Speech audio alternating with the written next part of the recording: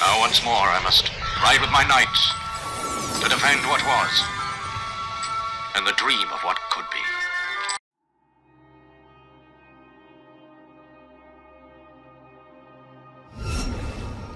Welcome to the Restitutor Orbis channel, and today we're going to be exploring the Forbidden Land, the North Polar region. And you might be asking, well, of course it's a forbidden land, because we're told by scientists and people who've actually been there, along with this very convincing aerial footage, that there is no land at where the North Pole lies, or at least where it used to lay, because there's debate about where the actual magnetic North Pole is. But we see that there are wonderful sweeping vistas and panoramas that show us how incredibly beautiful this land is. And yet at the same time we see that this is a tundra, or really the very arid counterpart to a desert, in a cold region. An area that has no life of any sort, nothing grows there because there is no land to support it. This is exactly what we're told is at the North Pole, and in this forbidden polar region. If you're going to reach it, you have to travel by ship, preferably an icebreaker, because you have to travel through a lot of ice if you're actually going to reach the North Pole. And we have many well-documented examples of polar explorers trying to reach the Arctic.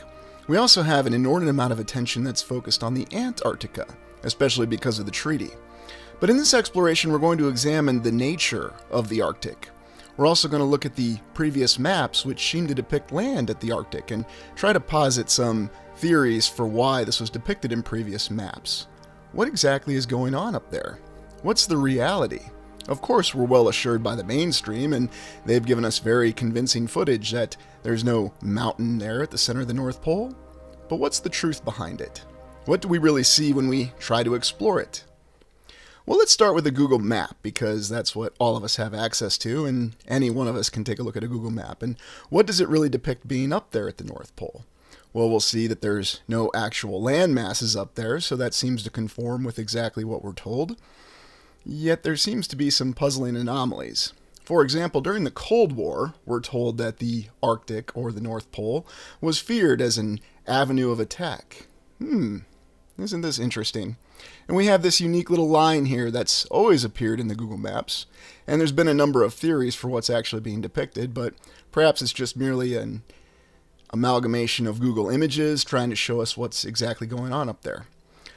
Yet no land masses. And we can see that it's in an isolated portion of our so-called globe, at least, again, that's what's depicted on Google. We also have accounts of a continent there called Antarctica, but this was well over 2.5 billion years ago. That's a long time. I'm always amazed that scientists are able to use their ingenious techniques and methods to tell us exactly what this land looked like a billion years ago. I'm amazed that they can do it even 10,000 years ago. But these aren't things that we should be questioning. Now let's take a look at what previous depictions of the Arctic were in the past. And in this little document here, we see many depictions on how they illustrated the land in the past. And here we even have this odd diagram from Alexander's time, which looks very geometrically precise. We also have depictions from Greece, which, oddly enough, show what appears to be a circle or a disk. Although we're also told that the Greeks knew that we were on a globe. So I'm not sure. And again, we're not debating what the actual shape of the land is in this exploration. We're merely looking at how it was depicted over the years.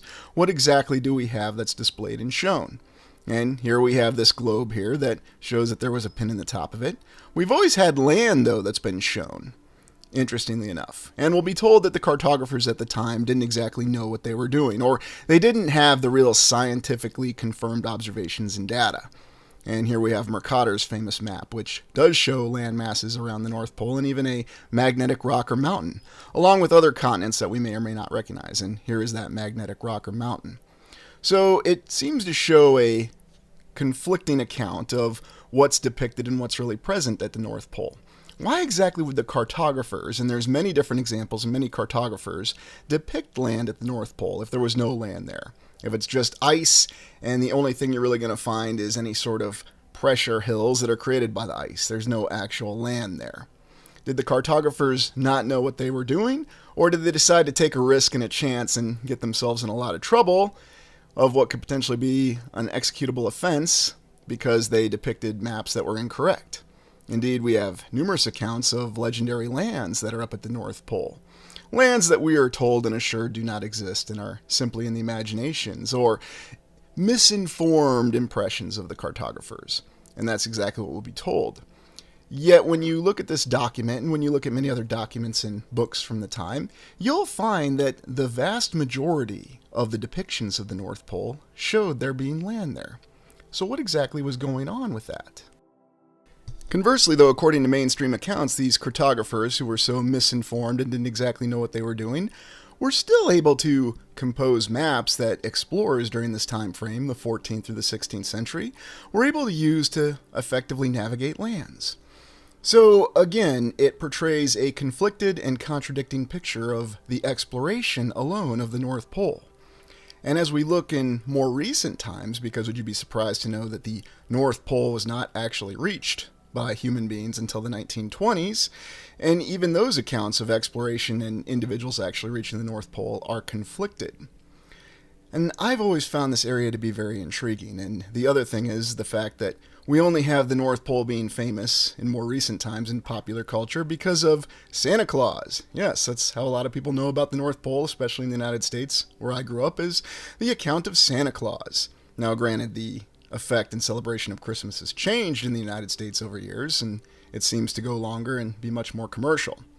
When we look at satellite images of the North Pole, because I was trying to get a better look at it, we have our typical, very unique images that don't really answer any questions. They do reinforce the notion, though, that it is nothing but a pack of ice up there and there's no real land, although how exactly can you tell? And this official image from NOAA has many issues in and of itself. And then, of course, we have these strange weather images that always convey the impression that there's a strange circular presence at the North Pole. Well, perhaps that's just the layout of the land, and that's merely the weather patterns that were going on at the time. Look, this is from NOAA and it's from the government. We know that we can rely on it completely, because they would never make misrepresentations towards us. Although, I do have to consider the representations. There are many different issues that show that the land seems to be questionable up there. The weather patterns are very questionable, and even though it's just ice, one of my significant questions with the North Pole is, why did we always have such a fixation on it? What was always so important about exploring it, if there's really nothing up there but ice? And once again, we have in these other interesting images from satellite, there always seems to be some sort of strange circular pattern up there, a very precise circle at that. And we'll be told that it's because of some limitation in the equipment or some other sort of anomaly, and that when they transpose the interpretations of the data and the telemetry, this is the result that we have. So don't ask any more questions and just accept what we're given. Indeed, we have many other satellite images that give you the impression that what we're told about the North Pole is questionable. Now, we could always say that there's a reason for this. This is just simply to keep us pondering and speculating on it, and merely to devote our time in trying to figure out exactly what's going on up there. Although what I found interesting in more recent years is how there seems to be less and less attention directed towards this area. And yet many of the supposed satellite images create more questions than answers. And isn't it interesting how when you look at Google Map, you just don't have a very simple overall image of the North Pole or the polar region. It's forbidden land, because there is no land up there. But people just want to explore it and go there. But remember, there's no land up there. There is also a conspiracy theory saying that there's a hole up there that allows you access to the inner Earth. And we're merely sharing all the things that have come across popular culture. We're not embracing any particular theory during this exploration. We're just looking at all the different perceptions that we have of the North Pole or the Arctic. Santa Claus is up there. There's a hole to the Earth. Well, would you be surprised to know that the very first explorer who officially and well documented reached the North Pole, Roald Amundsen, used an airship to do so. And in fact, they're even talking about using airships to reach the North Pole now. Oh, and I will comment that Roald Amundsen was Norwegian, because it's a matter of Norwegian national pride that they were the first ones to reach the North Pole. Now just imagine this, jumping on an airship to be able to reach the North Pole. Now, granted, they say they used the airship to help them reach it, and then it was a land expedition. Although there's a number of difficulties with a land expedition when you're going across frozen ice, because there's really nothing to sustain yourself on frozen ice with ice packs, and that's all you have for hundreds of miles. There's also the problematic interpretation as to the North Magnetic Pole, the geographic North Pole, and the geomagnetic pole. Seems to be a lot of conflicting data. I mean, exactly how am I supposed to use my magnetic compass if I'm going to conduct successful land navigation to reach the North Magnetic Pole? Or is it the geographic North Pole? Or is it the geomagnetic pole? Which one am I going to? I don't even know. Consider the recent show from the 20-teens called The Terror, which is a well-documented...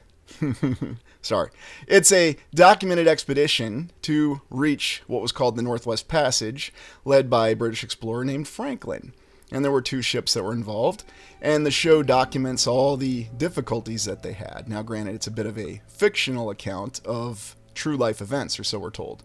The Franklin expedition was stuck in pack ice north of what is now Canada, and they were close to the Polar Circle, or the Arctic Circle. Although, conflicting accounts, you're not really sure if they're actually in the Arctic Circle or not, and they had all sorts of issues with their compass, and the show does a wonderful job of conveying all the dread.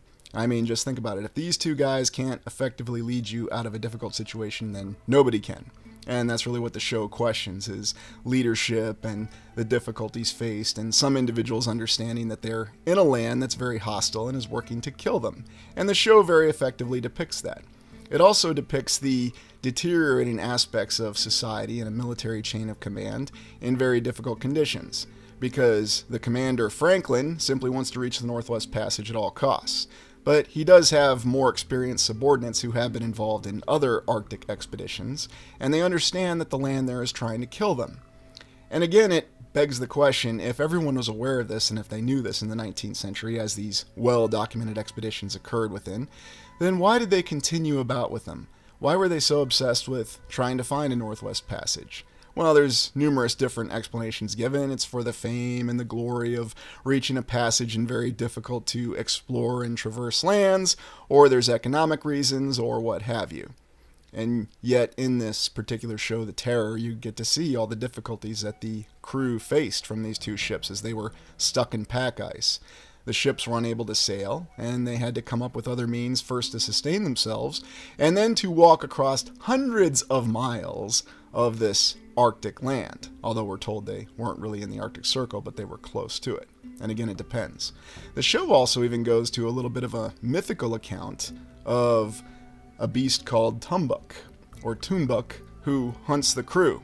They encounter an Inuit shaman and his daughter, and because of a misunderstanding, end up unleashing this beast, which also begins to attack and kill the crew, including the commander Franklin.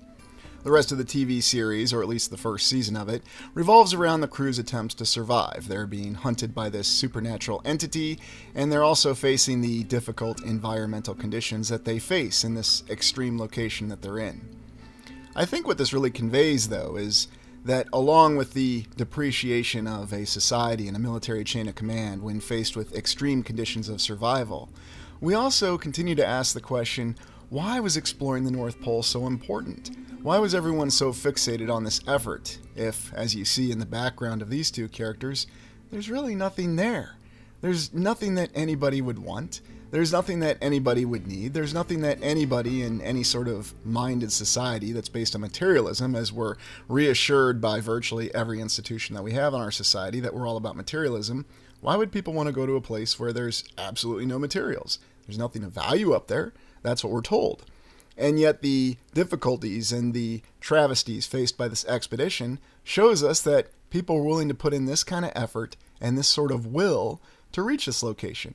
Now keep in mind the Franklin expedition wasn't even focused on reaching the North Pole. It was just trying to find the Northwest Passage, the waterway through the pack ice that's a shortcut to go from the Atlantic to the Pacific, and vice versa.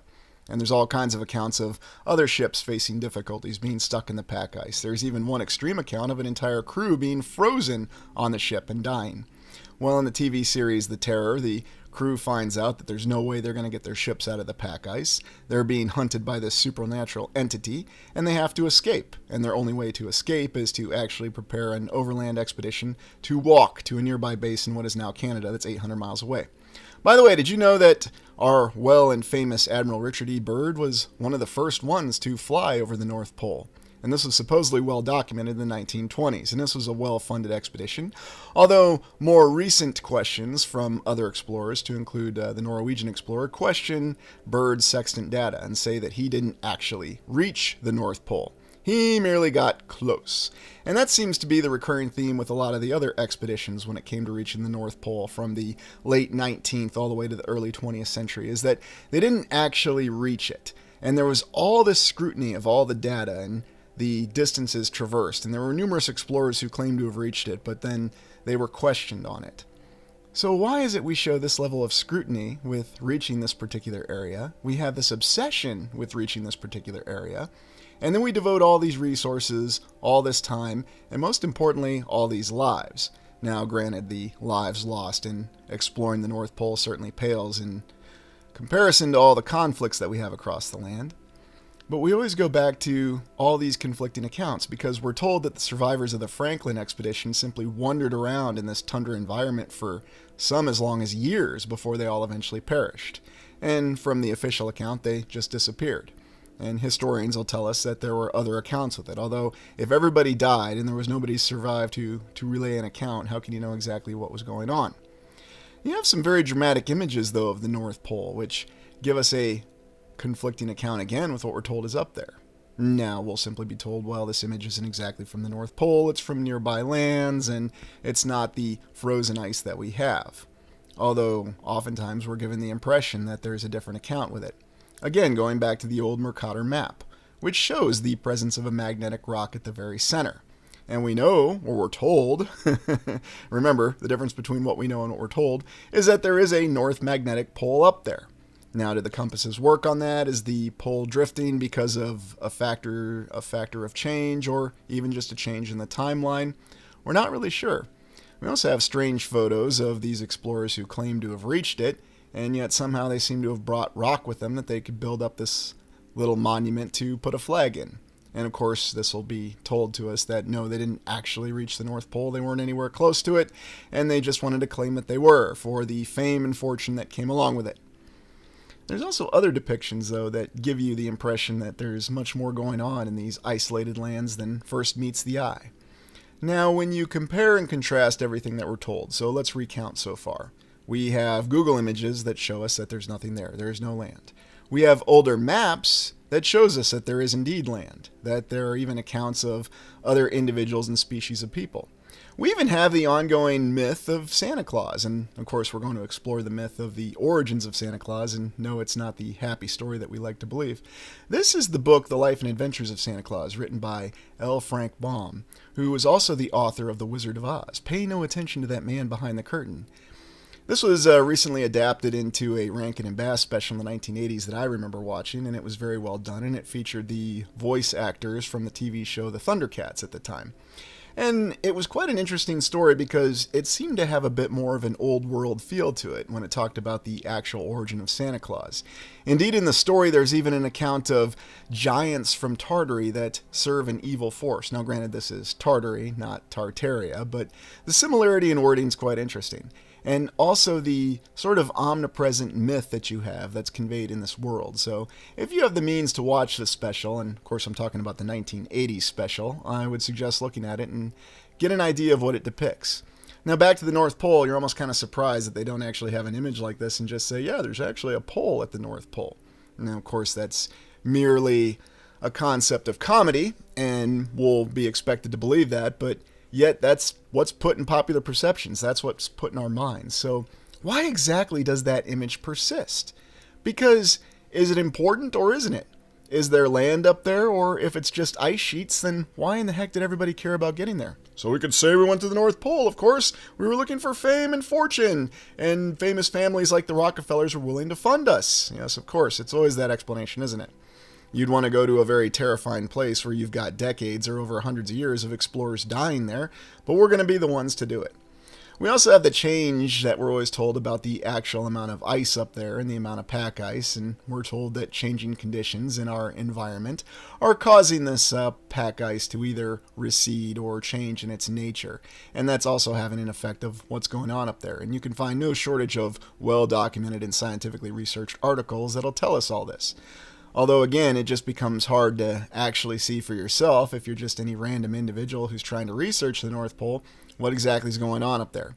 You have a lot of accounts, and you have different scientists saying different things. You have different political entities saying different things, and it's either used as something to motivate the great exploration in the hearts of people or to convey the concept of concern and fear. Now, I can't imagine why anybody would want to be conveying concern and fear when it comes to this area. There's even other myths that seem to accompany the North Pole. And what I find interesting when we were looking at that map earlier of all the different depictions of what it looked like over the years is that you go all the way back to the time of Alexander the Great, supposedly, and they were visualizing what the North Pole looked like. And again, this is what we'll be told. It's just pack ice.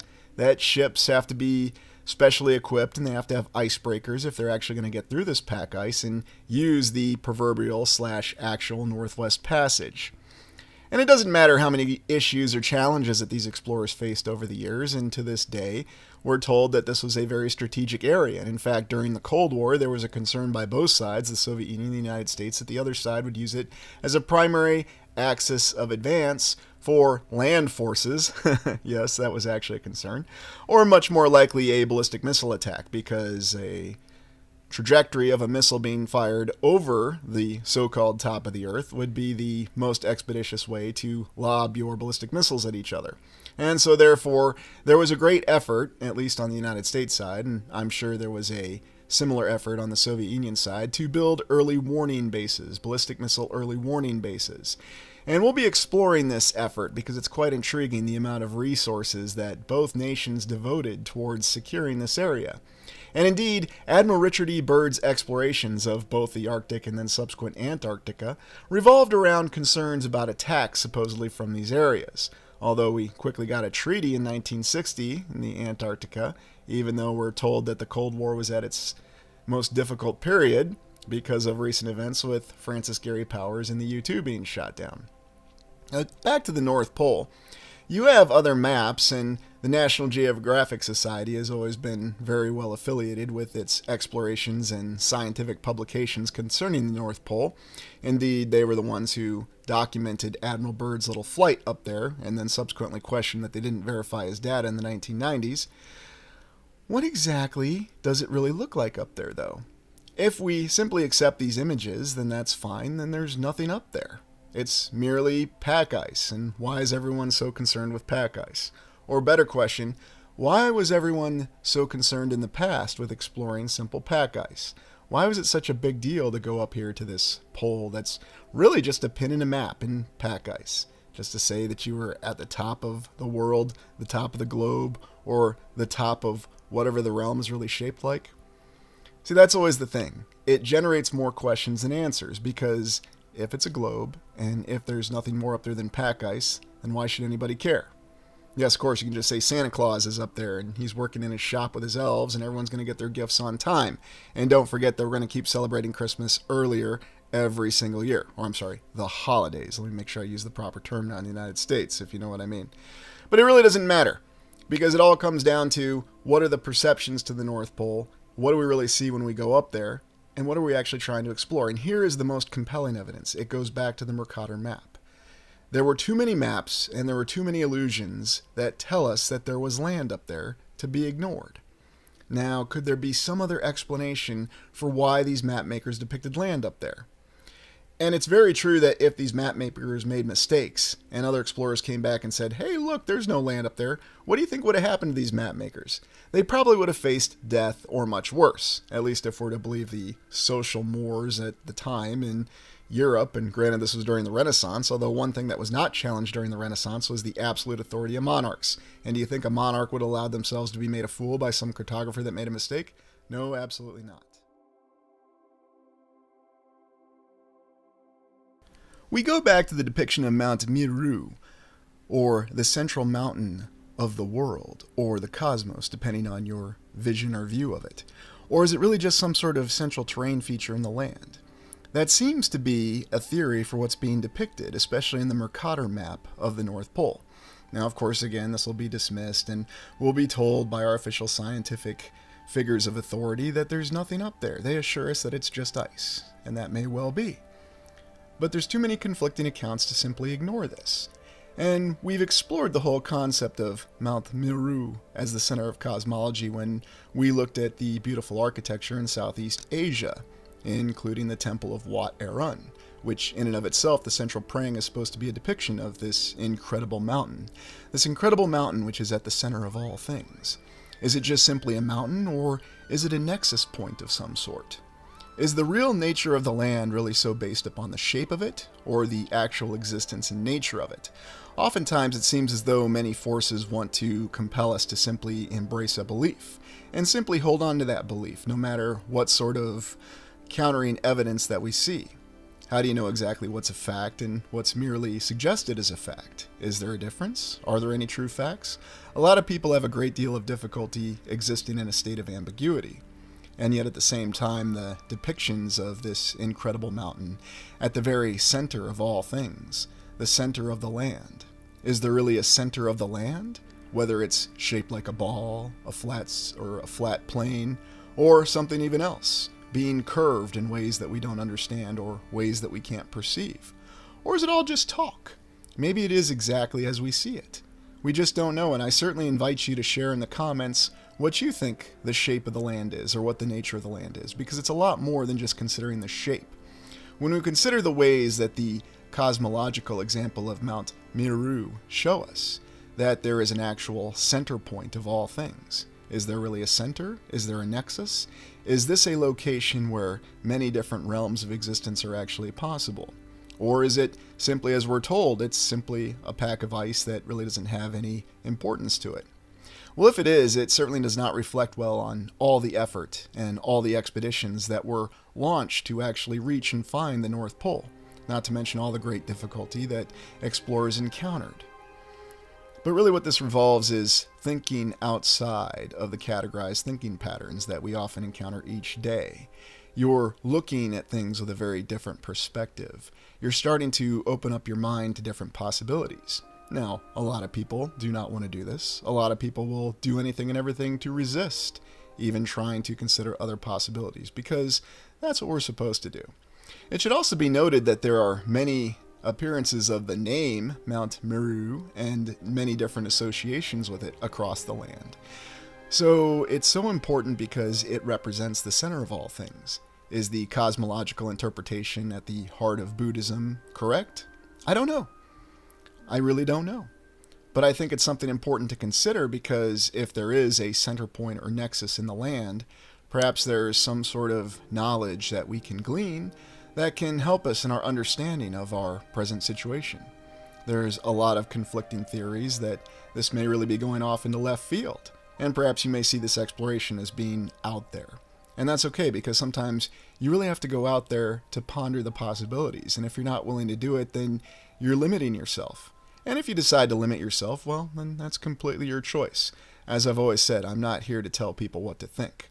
I'm just here to present alternate forms of perception. And this is one of the most radical alternate forms of perception, and yet in some strange way, shape, or form, it seems to answer all the conflicting accounts and questions that we have. Now, it could merely be a coincidence, but once again, that's a lot of coincidence. I leave it to you. What do you think? What's really going on up there? What's the real nature of it? Is it just pack ice, or is it something more? Well, thank you for joining me. Please like, comment, and subscribe.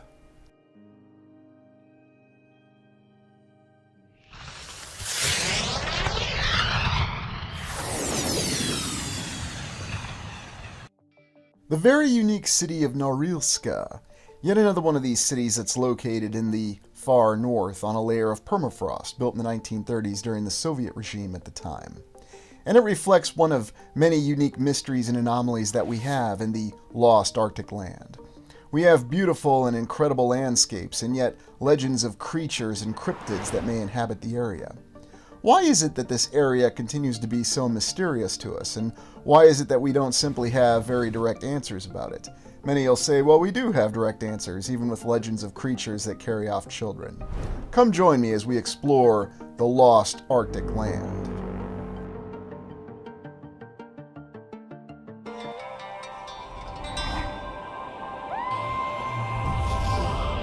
A lot of confusion of the Arctic stems from the maps that we have of the Arctic, and I'll explain the use of the term Arctica in a moment. Our current Google Earth shows us that it's a frozen ocean. Yet looking at the city of Norilsk here in northern Russia, we have a planned community from the 1930s during the Soviet era. This was part of the Gulag system, where people were sent for forced labor, and yet they managed to build a city. Would it surprise you to know this is still a controlled city? And yet going from this controlled city where there's controlled access, in other words, you have to have government permission to settle there and visit, we go to Canada, where we have Prince of Wales Fort, a star fort that was constructed in the 1700s to protect the fur trade. So another interesting anomaly as this being the northernmost fort in Canada and in North America, off of Hudson Bay. And would you be surprised to know that its military effectiveness was limited? In fact, it was completely ineffective at resisting a naval invasion. We'll also take a look at Station Nord in Greenland. Greenland's been in the news a lot lately because, for some reason, it's a very strategically important piece of land.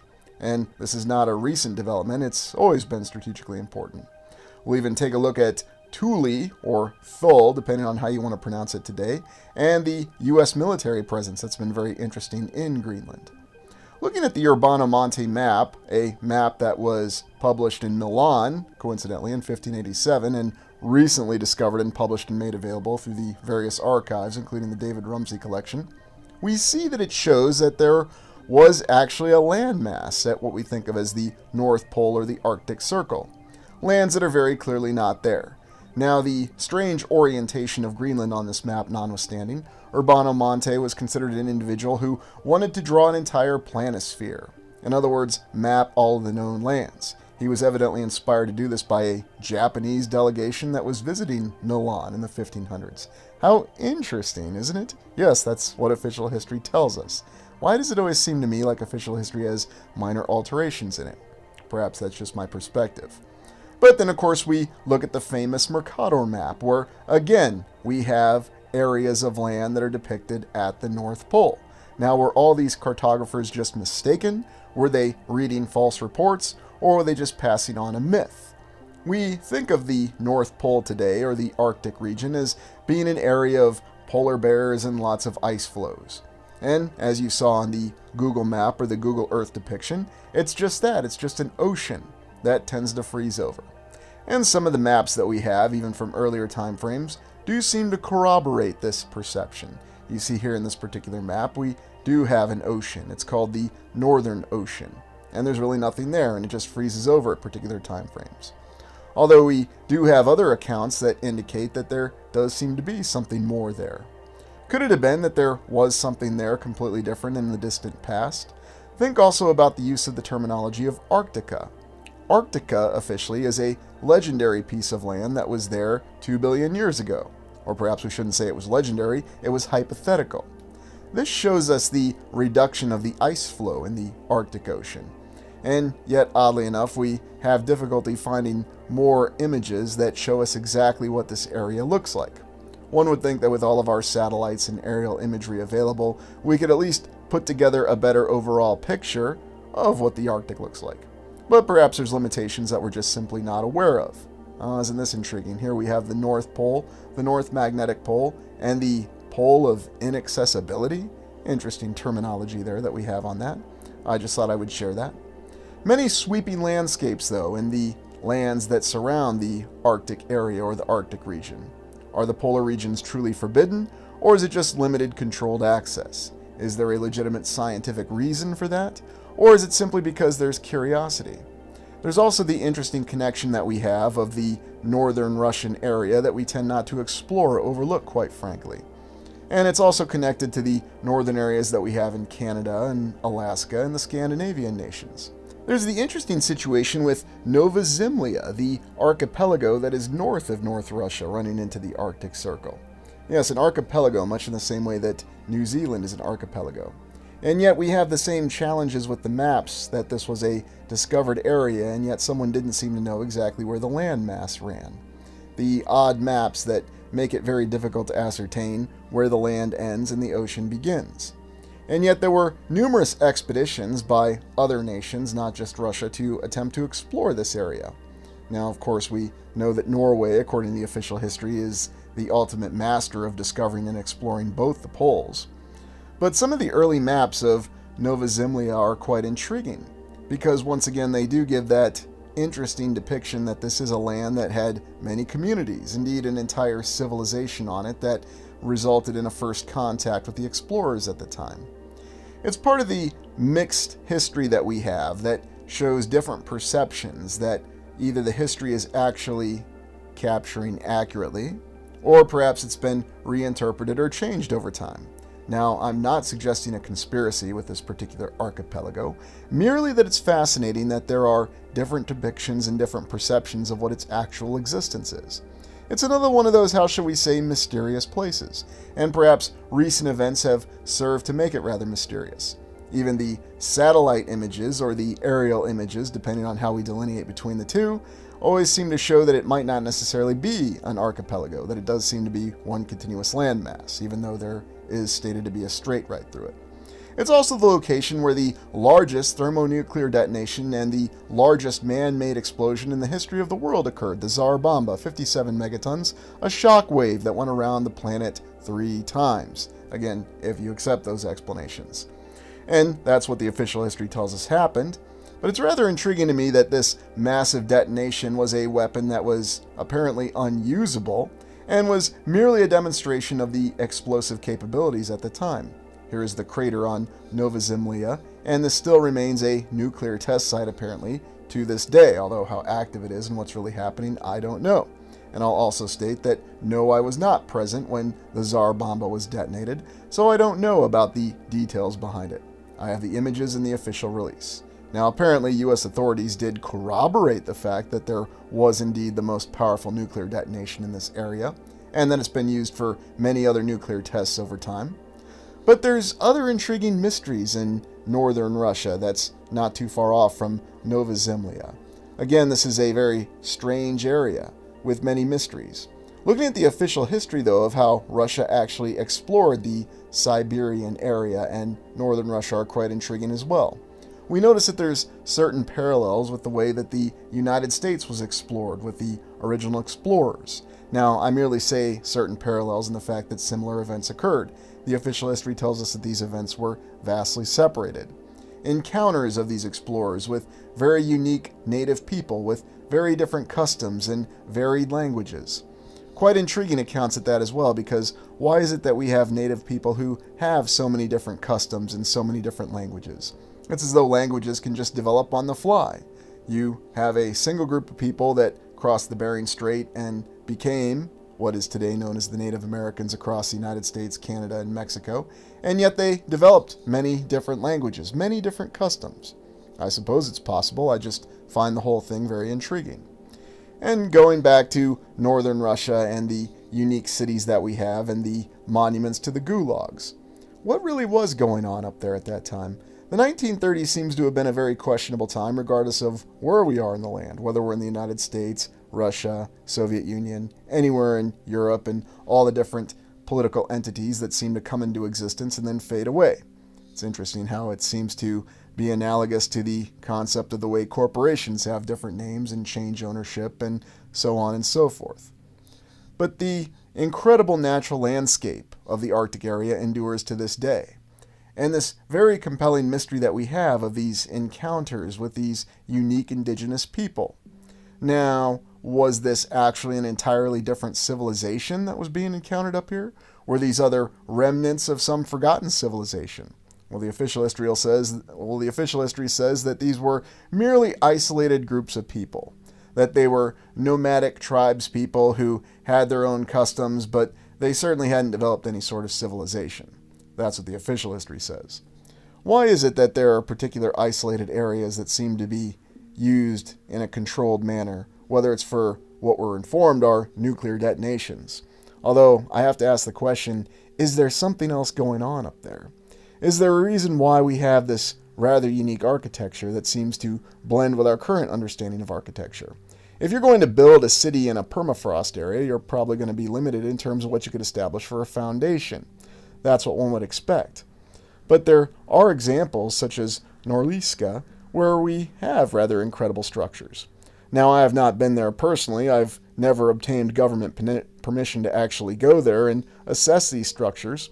But I am rather amazed that such structures like this do exist in northern latitudes, because we would expect the challenge of not just the weather, but the permafrost layer would be a limiting factor on establishing a deep enough foundation to allow structures like this to endure over time. But once again, I certainly don't want to discredit the individuals that really constructed them. Somebody pulled it off. Somebody did these explorations. But that's part of the enduring mystery, the lost Arctic land, because while we tend to focus our efforts down in the Antarctica, we have to recall that the Arctic seems to be just as mysterious. Thinking on this planned city that was established in the Soviet Union in the 1930s, for internees, for political prisoners, the entire Gulag system, being a very brutal and terrifying system and forced internment, where people were sent to work until they died, or they were simply separated from the civilization and the society at that time. Yet, strangely enough, this entire mentality continues to endure to this day, but we're given justifications for it. There are rather impressive structures here at this vast northern location, structures that are very advanced churches and seem to show more advanced architecture than we'd expect to see. Now, apparently, some of these impressive locations are just that. They are considered tourist displays, and as I've said, I've not been on the ground here personally to assess these structures. I will say that they look very impactful looking at the images, and they do have that artistic beauty that we'd expect to see in the old world. Are they actually surviving old world structures? Are they merely renovated old world structures? Or are they really just some sort of tourist representation that's built up there to draw the people? It's really difficult to actually explore northern Russia in a lot of ways because of the vast expanses of land and the fact that there are many different areas that still have controlled access to this day. So I suppose it's not any different than any one of these other unique areas that we've tried to explore, tried to look at. But the fact that mysteries endure and the fact that physical access is difficult, and when I say physical access is difficult, that could just simply be to the weather difficulties or the climate that you're going to encounter up there. And here, as we look at this overview of Nova Zemlya, we can see the strait that's displayed on the map, although when you look at the aerial imagery or the satellite imagery, it gives you the impression that it is a continuous island and not an archipelago. And here we have the northernmost mosque in the land. Yes, Norliska has a mosque in it, and a very well-constructed mosque, including a minaret, at least according to the image. The layout of this city is very intriguing. Is it possible that this city is some remnant from a previous civilization that was discovered and then repurposed in the 1930s? Or was it really a city that was simply built on the hard labor of political prisoners that was sent there, or that were sent there to their own demise because of the fact that they'd gone against the regime at that time? Well, there's many different perceptions in terms of what really happened at that time, and it's still a very difficult time frame in history to really grasp. Yes, we have another one of these impressive cathedrals, the Alexander Nevsky Church or Cathedral, because that always seems to be the name for a building that looks like this, whether it's in Bulgaria, Siberia, or northern Russia. It's very interesting though that the architecture is exactly like what we've seen. There's also the other mystery that in Imperial Russia, they even started experimenting with submarines. And the only reason I bring that up is because of the fact that the operations of the Russian Navy were located in vast northern latitudes. And you might be surprised to know, if you do a little historical research, that apparently the Imperial Russian Navy dabbled about in submarine technology from officially the 1830s and the 1850s. They had some successful designs. Oddly enough, about the exact same time that the United States Navy and other navies across the land were experimenting in submarines. I guess they were just all the rage at the time. Although to this day, there's still the questionable tactical use of submarines. How useful are they? How fast are they underwater? What are their true capabilities? I'm certainly not an expert in naval warfare, but the fact is that we still have submarines, and they still apparently play a very important role in the nuclear triad. In other words, the various means of delivering nuclear weapons. Although recall, nuclear weapons are simply to be used as a deterrent. Looking at some of the other images, though, of the lost Arctic lands, we get the impression of rather exotic locations. There's also the recurring theme that we have of expeditions going all over these Arctic lands, and whether we're looking for the North Pole, the Northwest Passage, the Northeast Passage, or wonderful natural resources that may be up there, we have these numerous historical records of lost expeditions. The Franklin expedition, the Ross expedition, many other difficulties in trying to explore these lands. And then, of course, the near legendary status of the encounters with these indigenous people. But yet you look at some of the images, the preserved photographs from the historical archives, and it gives you the impression that this was a very historical, momentous occasion. You would think that at this point in time, after all this exploration going on for hundreds of years, the conflict, or the Great Frontier War, as it was called in the United States, the Circassian War, or the Caucasian War, as it was called in Russia in the 1800s, that at that point in time, encounters with indigenous people would just simply be viewed as a real nuisance from the government at that point in time. Yet it seems to be documented as though it was a first contact opportunity. Very intriguing. Looking at other locations such as Vladivostok, which again we had a very impressive Allied intervention after World War I, we see a more built up city than we'd expect to see. Very elaborate structures with blocks and incredible architectural knowledge that seem to have gone into it. We're going to be doing an exploration of Vladivostok here in the near future. There's many areas that we could spend exploring in the Russian landscape to this day. And yet, even in the images and the accounts of the past, it does give us that very incredible and alluring desire to explore these areas, to try to understand and explain exactly what was in existence at that time. And yet, for whatever reason, we still have the same postcard mentality for Vladivostok that we have for others. And it should be noted that many of these cities do have more of a urban nightmare quality to them, as though these really are structures that were thrown up at the 11th hour, and this is what we'd expect to see, something that was constructed for Gulag prisoners or by Gulag prisoners. Yet it is a conflicting account with what we have of these other gorgeous structures, these beautiful buildings that seem to be in these remote, far-flung locations at distant northern latitudes, built on permafrost, something we'd expect it to be very difficult. We even have isolated island fortresses that exist in random locations. And whether we're talking about an island in Siberia or really an island anywhere else, why would anybody go to the trouble of building such an elaborate structure? What was really the purpose of this? Was this some sort of fortress? Was this some sort of apparatus or machine? Or was it just somebody who decided to waste their time when resources were not at a premium? Of course, as we understand it, people worked harder in the past, and there was every reason to establish these impressive defensive fortifications at very remote locations. I'm not exactly sure how that stands up to any sort of scrutiny, whether we're talking a tactical, operational, or strategic approach from the military mindset, but these structures do endure.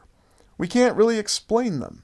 They seem to be ruins of something else, and yet the default explanation, as we always have the tombs and temples for the ancient world, is that it's a military fortification of some sort, and it was forgotten over a period of time. Yet this is a very isolated military fortification. And we think of other ones that we've looked at, whether we're talking about Fort Jefferson off of Florida, or elaborate star forts that are in isolated locations. And on that note, I thought we'd take a look at the Prince of Wales fort that's in northern Canada off of Hudson Bay. Yes, this very impressive fort that was actually built up to a stone standard in the 1700s. And the reason that this was done was to protect the fur trade at that point in time.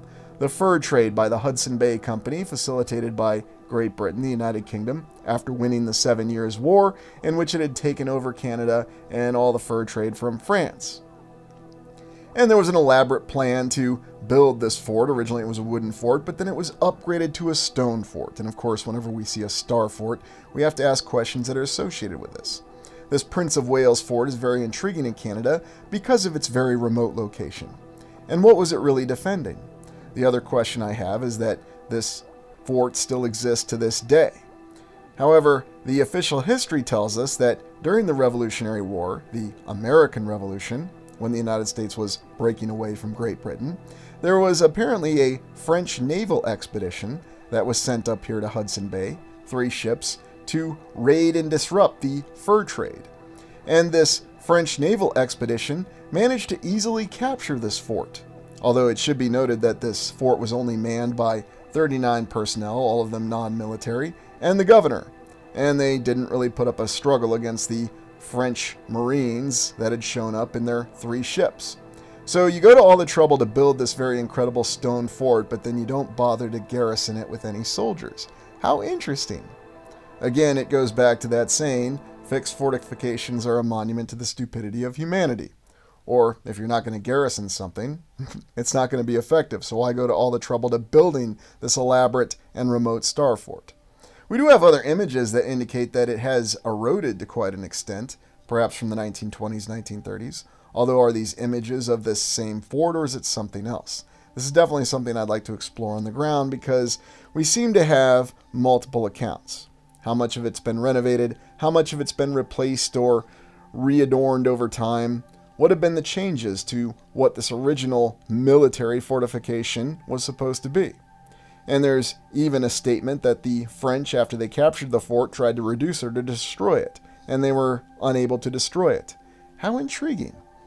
And even the fur trade that they disrupted, eventually it went away on its own.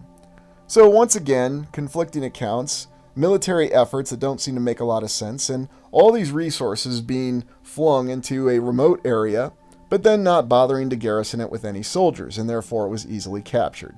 So once again, we have yet another historical account of a star fort that was militarily ineffective. Now, we would expect that the star fort is being built to resist the effort of cannons, because that's the reason that we had star forts. You could say that, well, maybe they built it like this to resist Native Americans or indigenous tribes from raiding them, but what would you need a star fort for? And of course, we think of the other story that we have of the Great Battle of Detroit, where General Hull surrendered without firing a shot. Of course, he actually had an army and soldiers. There's even this strange Tower of the Prince of Wales. Now, this is located in Nova Scotia, still in Canada, albeit located far away from Hudson Bay, but a very interesting structure. It even has a nice plaque that tells you exactly what it's all about. Now, is that really the origin of the structure? You don't really hear much of these incredible towers that they just randomly built all over the place for, once again, defensive fortifications or purposes. There's also the other intriguing mystery of cryptids, or strange beings that are located all over in this Arctic area. Numerous accounts that say that these encounters have occurred in these isolated areas. Now, we have no shortage of different cryptids or strange beings, or whatever you want to refer to them as, things that have not been cataloged by the current scientific community. Are they giant serpents? Do they present some sort of threat? Are they just simply from the imagination of people? Even strange beings that seem to wander the land and are even called strangers. Dark beings that seem to be observing humans for whatever reason. Far-flung settlements in northern Canada, with odd accounts of creatures being seen in different locations. Now, these may simply be myths, these may simply be the product of some sort of mass hysteria, but for whatever reason, these accounts of these encounters just don't ever seem to go away. There's always newer ones that seem to give some more validity to the possibility of these extraordinary forms of life. There are also the facts that we do have forms of life thought to be extinct, or other creatures that were thought not to be in existence, that were eventually verified by scientific authorities. So I guess it just depends on your perspective. But there's all these stories, myths, accounts of giant serpents that are in these freshwater areas, these enduring accounts of these strange creatures such as the Wendigos, or the many other ways to pronounce them, these strange creatures that come from indigenous tribal legends and from the legends of Native Americans, and even the very strange and terrifying creatures that exist on the very fringe of the frontier in northern Canada, known to carry off the children of the indigenous people at that time if they wander too far. Is this just some sort of local legend to scare people, or is there some more validity with this? Is this something of a terror that we don't fully understand? Are there forces at work in these remote areas that we don't truly comprehend, or we are simply unaware of, that they continue to threaten us? And that's why we have these overlapping possibilities of realities, different existences in the same physical location that could bring about these incredible supernatural creatures and beings that are not human. I was always intrigued by the fact that just about every single freshwater area has some sort of legend of a serpent or a creature that lives in it. Is that just simply to attract tourism? Well, if everybody's doing it, then where are you going to go? Am I going to go see Tahoe Tessie, or am I going to go see the Loch Ness Monster? I guess it just depends where I am. But it seems to me that there is something more to these accounts, and whether these creatures are active and you can still get a glimpse of them, or whether they're just the product of legends remain to be seen. Bidefuk Space Base. Ah, yes. Going to Greenland, where we seem to have all this recent focus on what is so strategically important about Greenland. Greenland, which is depicted in different ways in the older maps, different orientations.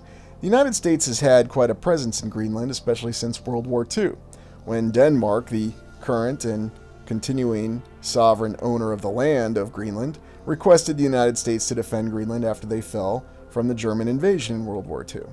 And throughout the Cold War and to this day, the United States has maintained a definitive military presence in Greenland. Now, we understand that during the Cold War, it was a very critical early warning and strategic base where the United States operated the Strategic Bomber Force out of. There was even a famous crash of a B-52 near what was called Tully Air Base at the time, or Thul if you want to pronounce it exactly as it's spelled. But it's been renamed and no longer an Air Force base, it is now a Space Force base, one that just fortuitously has some very interesting terrain about it. And I'm always reminded of the fact that Greenland was considered a real estate scam, that the real place everyone wanted to go and inhabit was Iceland, but not Greenland. But now all of a sudden, here in the 21st century, we have all this focus on Greenland again. And during World War II and throughout the Cold War, we had a lot of focus on Greenland. And of course, it refers back to the reasons for strategic defense, but you have to ask, is there something else going on? There are many well-documented efforts by the United States Army to actually build an underground base within the ice of Greenland, Camp Sentry as it was called. And there's no shortages of images or efforts that were documenting this Herculean effort by the United States Army to establish this base. But why is there all this military importance that seems to be associated with this land that's in the Arctic? Certainly with the threat of intercontinental ballistic missiles and now with hypersonic missiles, the defense imperative of this area would be limited, one would think. But for whatever reason, it continues to endure. And perhaps they're just things that we don't know and we're not supposed to know. But here you can see where Camp Sentry was located in relation to Tully Air Base at that time, and what was really the impetuousness of the United States Army to try to do this. Yes, we have our official explanations, but I'm not wondering if there's some other explanation for why to try to establish a base in the ice in Greenland. There's also other fictional accounts of how there were expeditions that occurred in the vast north, Ice Station Zebra, for example.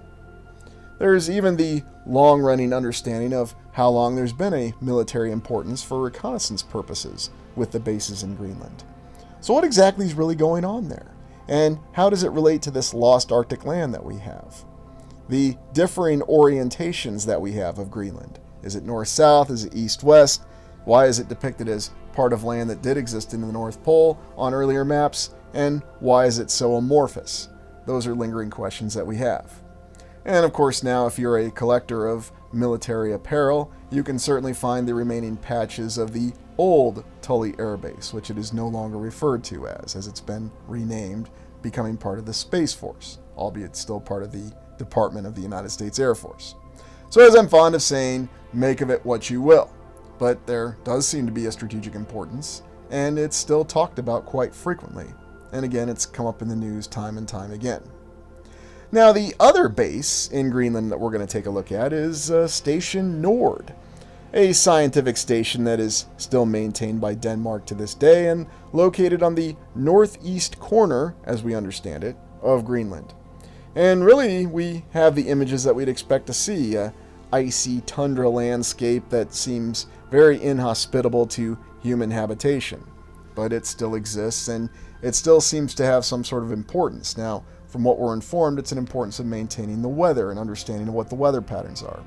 By the way, did you know that there was apparently a special trans convoy or a trans world convoy that was trying to drive across both poles in vehicles?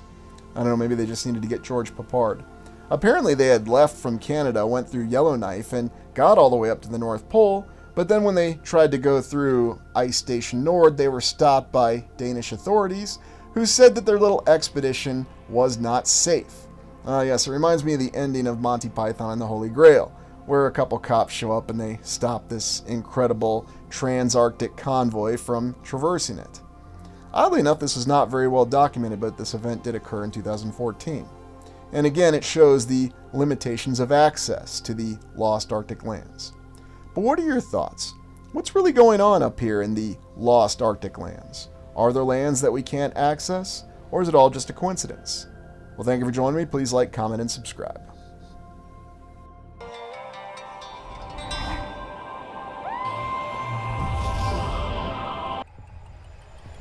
Canada, the true north. Today on the Restitutor Orbis channel, we're going to explore that mystery in the incredible city of Montreal, or Hochelaga.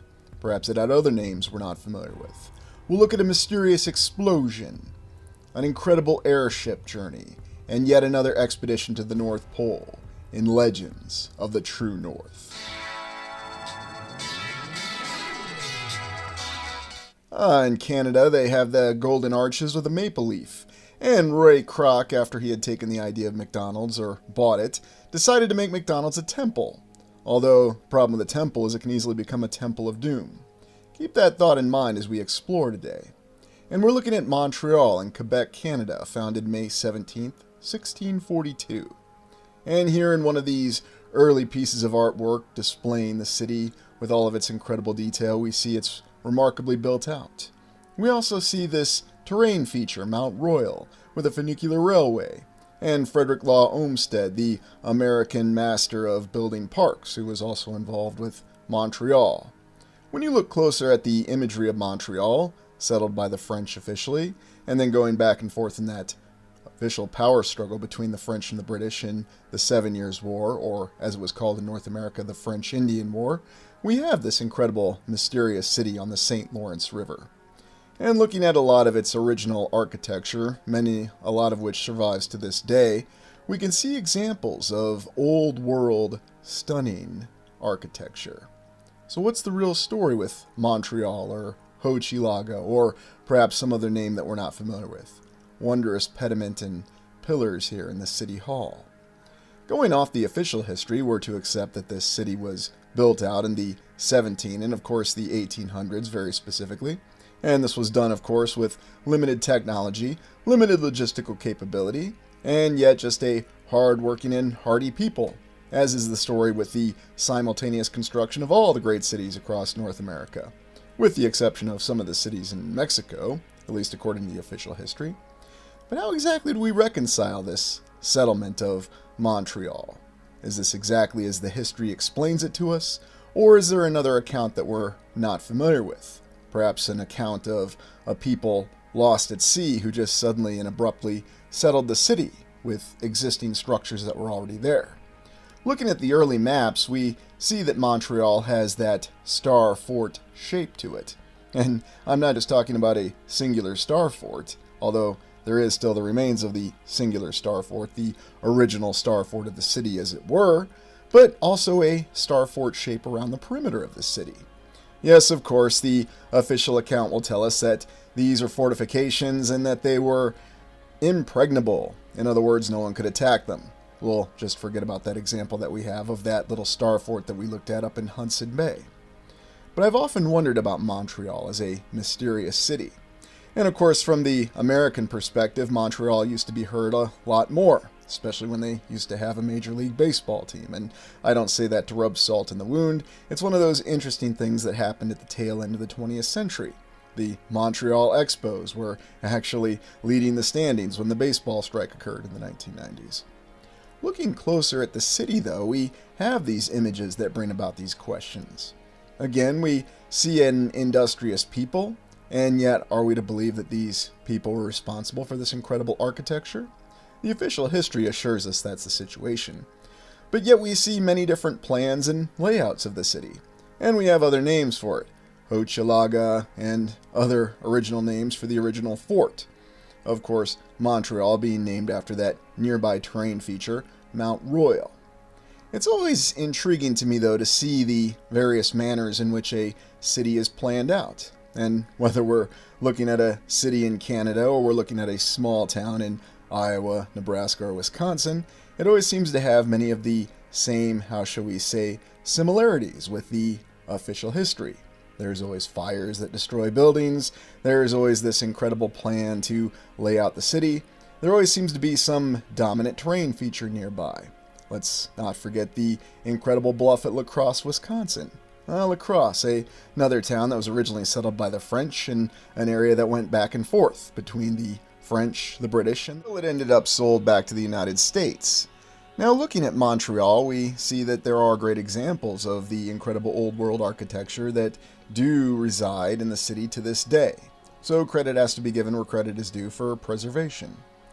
What an incredible structure, though, with this pediment and these fine different pillars and columns, and the portal windows. It never ceases to amaze me, though, how we seem to have the same origin of every single city throughout North America. It begins with a star fort, and then we end up with a star city. I suppose we can explain that with the usual explanation of the fact that bastion forts, the other name for star forts, were very, very easily defended.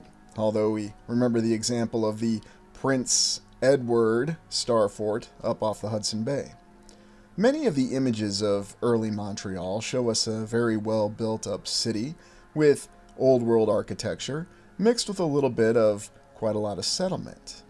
Yet trying to decipher the real story behind this city, here looking at this impeccable market, and yes, this is exactly the kind of structure that you need for a market. A dome with a cupola, many pediments and columns, that says market. I mean, why don't we build markets or arcades or whatever we call them today with these same structural features? What gives? Why was it so easy to do this in the 17 and the 1800s, but we just don't do it now? And I know we'll get the usual series of explanations. It was simply more cost effective back then. People worked a lot harder. And because people were willing to work harder, or essentially for free, as some would have us to believe, that structures like this and building out a city in the 17 and 1800s without any sort of mass transportation system and very limited logistics was quite, in effect, possible. But you won't see a structure built like this today. Not in Montreal, not in New York City. You'll see a large glass and steel tower built first, or at least whatever composite materials we're using. Looking at the older images, though, what impresses me about Montreal is that we have all these different neighborhoods within the city that have different stories. Well, let's start by taking a look at the Basilica of Notre Dame of Montreal, or the Notre Dame Basilica of Montreal, built 1823 to 1865, paid for in 1832, and made from stone from nearby Griffintown. Yes, this is Griffintown, a section of Montreal. And there was even the St. Anne's Church that was lost during the urban renewal of the 1960s. So as we can see, Canada had its own period of urban renewal. But looking at this basilica, and by the way, I think all the churches in Montreal are basilicas. It is, after all, a well-known Catholic area. And it may not seem like it's that impressive of an edifice. But as you know, after doing explorations here, we know that there's always more to the story than just looking at the exterior. Now, is this just stone? Usually we have some elaborate name for the stone. And I suppose I have to give credit to Canada for not trying to come up with a more elaborate name. You know, thinking of that episode of Mystery Science Theater 3000, where they were talking about the movie Cave Dwellers, how they would come up with intricate names to make their rather cheap props seem more incredible, much like we have different names for different stones. Red Romanesque stone, and of course Anamosa limestone in Iowa, but they just call it stone. And here's the original church that the Notre Dame Basilica of Montreal was built to replace. How intriguing. It looks like it was already there. And what an impressive church that they replaced to begin with.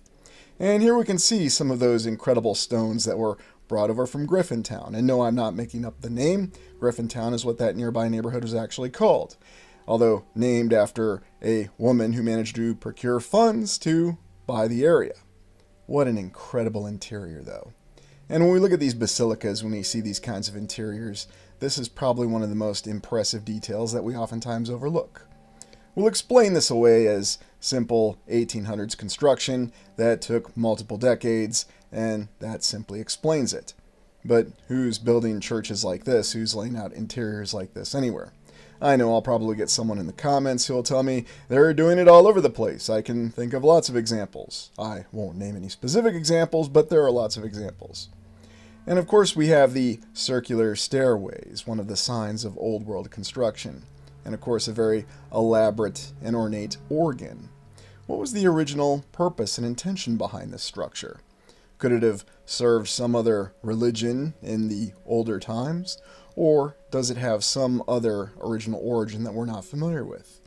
Are these figures really the saints, or do they have a different story behind them?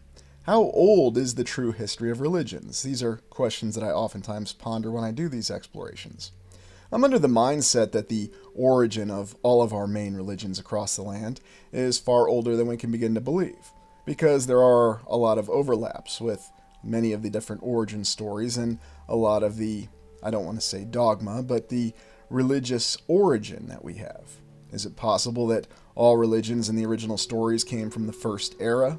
That it's far older than just a few thousand years? That it could be tens of thousands or hundreds of thousands of years? Or perhaps eons beyond our understanding? When you look at the beauty of a structure like this, and you see the very concentric and fine geometry on the interior, and every single decoration, just think about the effort that had to go into creating this. Was this carved? Was this formed? How exactly was the geometric precision maintained? And I know you're going to ask, well, who's the architect? We actually have two architects for this incredible basilica that are labeled, one who did the exterior and one who did the interior. And the individual who did the exterior, we don't even have a picture of them, but they were concerned that they weren't going to be buried in this basilica. So therefore they converted to Catholicism. Well, that makes sense. If you want to get buried in a Catholic basilica, you better convert rather quickly. But impressive columns and incredible detailing with all of the decorations. Now, I always think back to that debate that goes into religion. What's the real concept of it? Is it a spiritual religion, or is it a religion that reflects its material welfare in a physical realm? Oftentimes, though, when you look in the details and you pay good attention to the symbolism, or the symbology, as it were, sorry, I can't resist that one, you'll see sometimes symbols that make a lot of sense and symbols that you tend to associate with the particular structure that you're looking at. But other times you'll see different symbols, such as when we see griffins adorning the incredible Plummer building in nearby, well, not exactly nearby, Rochester, Minnesota. But it's not just there. You'll find interesting symbols all over the place, really telling us. I mean, what exactly is the purpose of this incredible and ornate series of symbols within the ceiling of this impeccable basilica? Oftentimes we think about how the Catholic Church designates its buildings with minor basilicas and cathedrals and churches and parishes and all the other different divisions. Frankly, when I look at a structure like this on the interior, though, and you see this kind of ornate detail with the central altar, is it possible that it could be reflecting something else? We see this as a religious structure, something that is the devout and pious structure for those that believe. But could it have had a different purpose in the past? Could this be reflecting some other form of technology or a device in the distant past that was built to really last? What impresses me is that when you look at the basilica on the interior, you see many different colors of the same objects and the same structure. And as we've always said, it's one of the true details to know that you're looking at legitimate old world architecture, whether it's the exterior or the interior. Now let's look at Mary, Queen of the World Cathedral or Basilica, built 1875 to 1894. We understand that it's made of marble, at least portions of the interior, although what's the exterior made out of? Some form of concrete, some form of limestone, some mixture thereof. This is a very, very impressive structure, and again from the latter portion of the 1800s. But again, another structure that was completed before the advent of heavy machinery. So as you can see, wherever we are in the land, whether it's Britain, the United States, or Canada, anybody seemed capable of doing it. And looking at this particular structure, and yes, yet another minor basilica, according to the Catholic Church, although you could park this thing in the United States and you could say it's a state capital, or a provincial capital in Canada. But we see the same touches of architecture. Once again, that impressive dome with a cupola.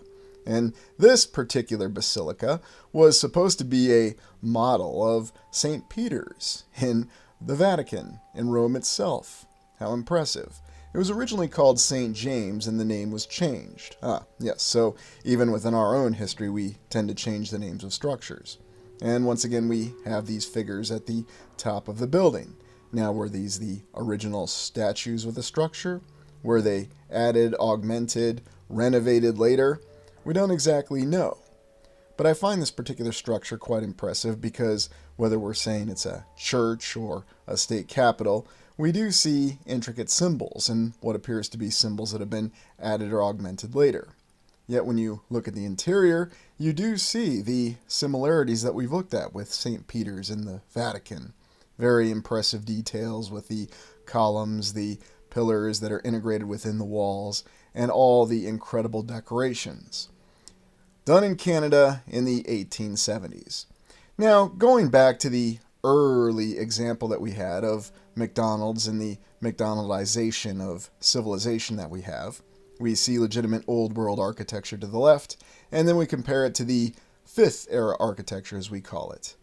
Now, apparently we had the benediction that occurred when the cornerstone for this particular basilica, or cathedral as it originally was constructed. But apparently they just didn't have the ability to get a photographer there, but that's all right.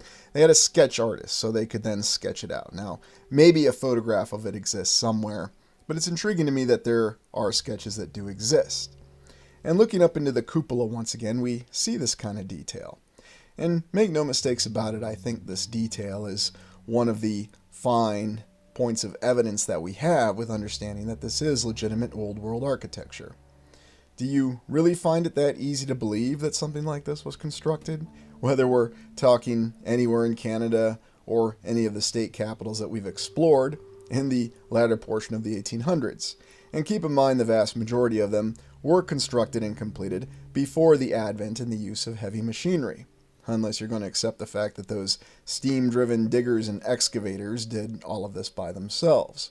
And even the designs within the floor. Trying to understand what the original meaning was. But when you look deeper within this particular basilica, or cathedral as it originally was, you'll see the examples of marble. I wonder if they would say that this particular basilica has multiple different types of marble. They inform us that they got the marble from Italy and brought it in. And what exactly is this material? Is this gold? Is this reflecting a figure of St. James? Why is it that the central altar looks exactly like the one in St. Peter's in the Vatican? Is it possible that it could have a very different origin? And again, looking at the impressive and decorated ceiling, we see these unique symbols. And yet, are these symbols to be associated with the Catholic Church, or do they have an entirely different meaning? And where and how were we able to do these kind of decorations in the past? How was this cost effective? Even if we do accept everything that the official history tells us, that yes, logistically this was possible, that yes, people were willing to work 24 hours a day, 7 days a week, and they required minimal sustenance and virtually no sleep, and we accept that this was actually pulled off under 20 years to include the interior. And it's intriguing when you see the distortion on certain images, that you can't always acquire the best images for certain areas within these structures. I'm sure that's just because I'm not a very good researcher and I can't always find the best images. And I'll just go ahead and admit that.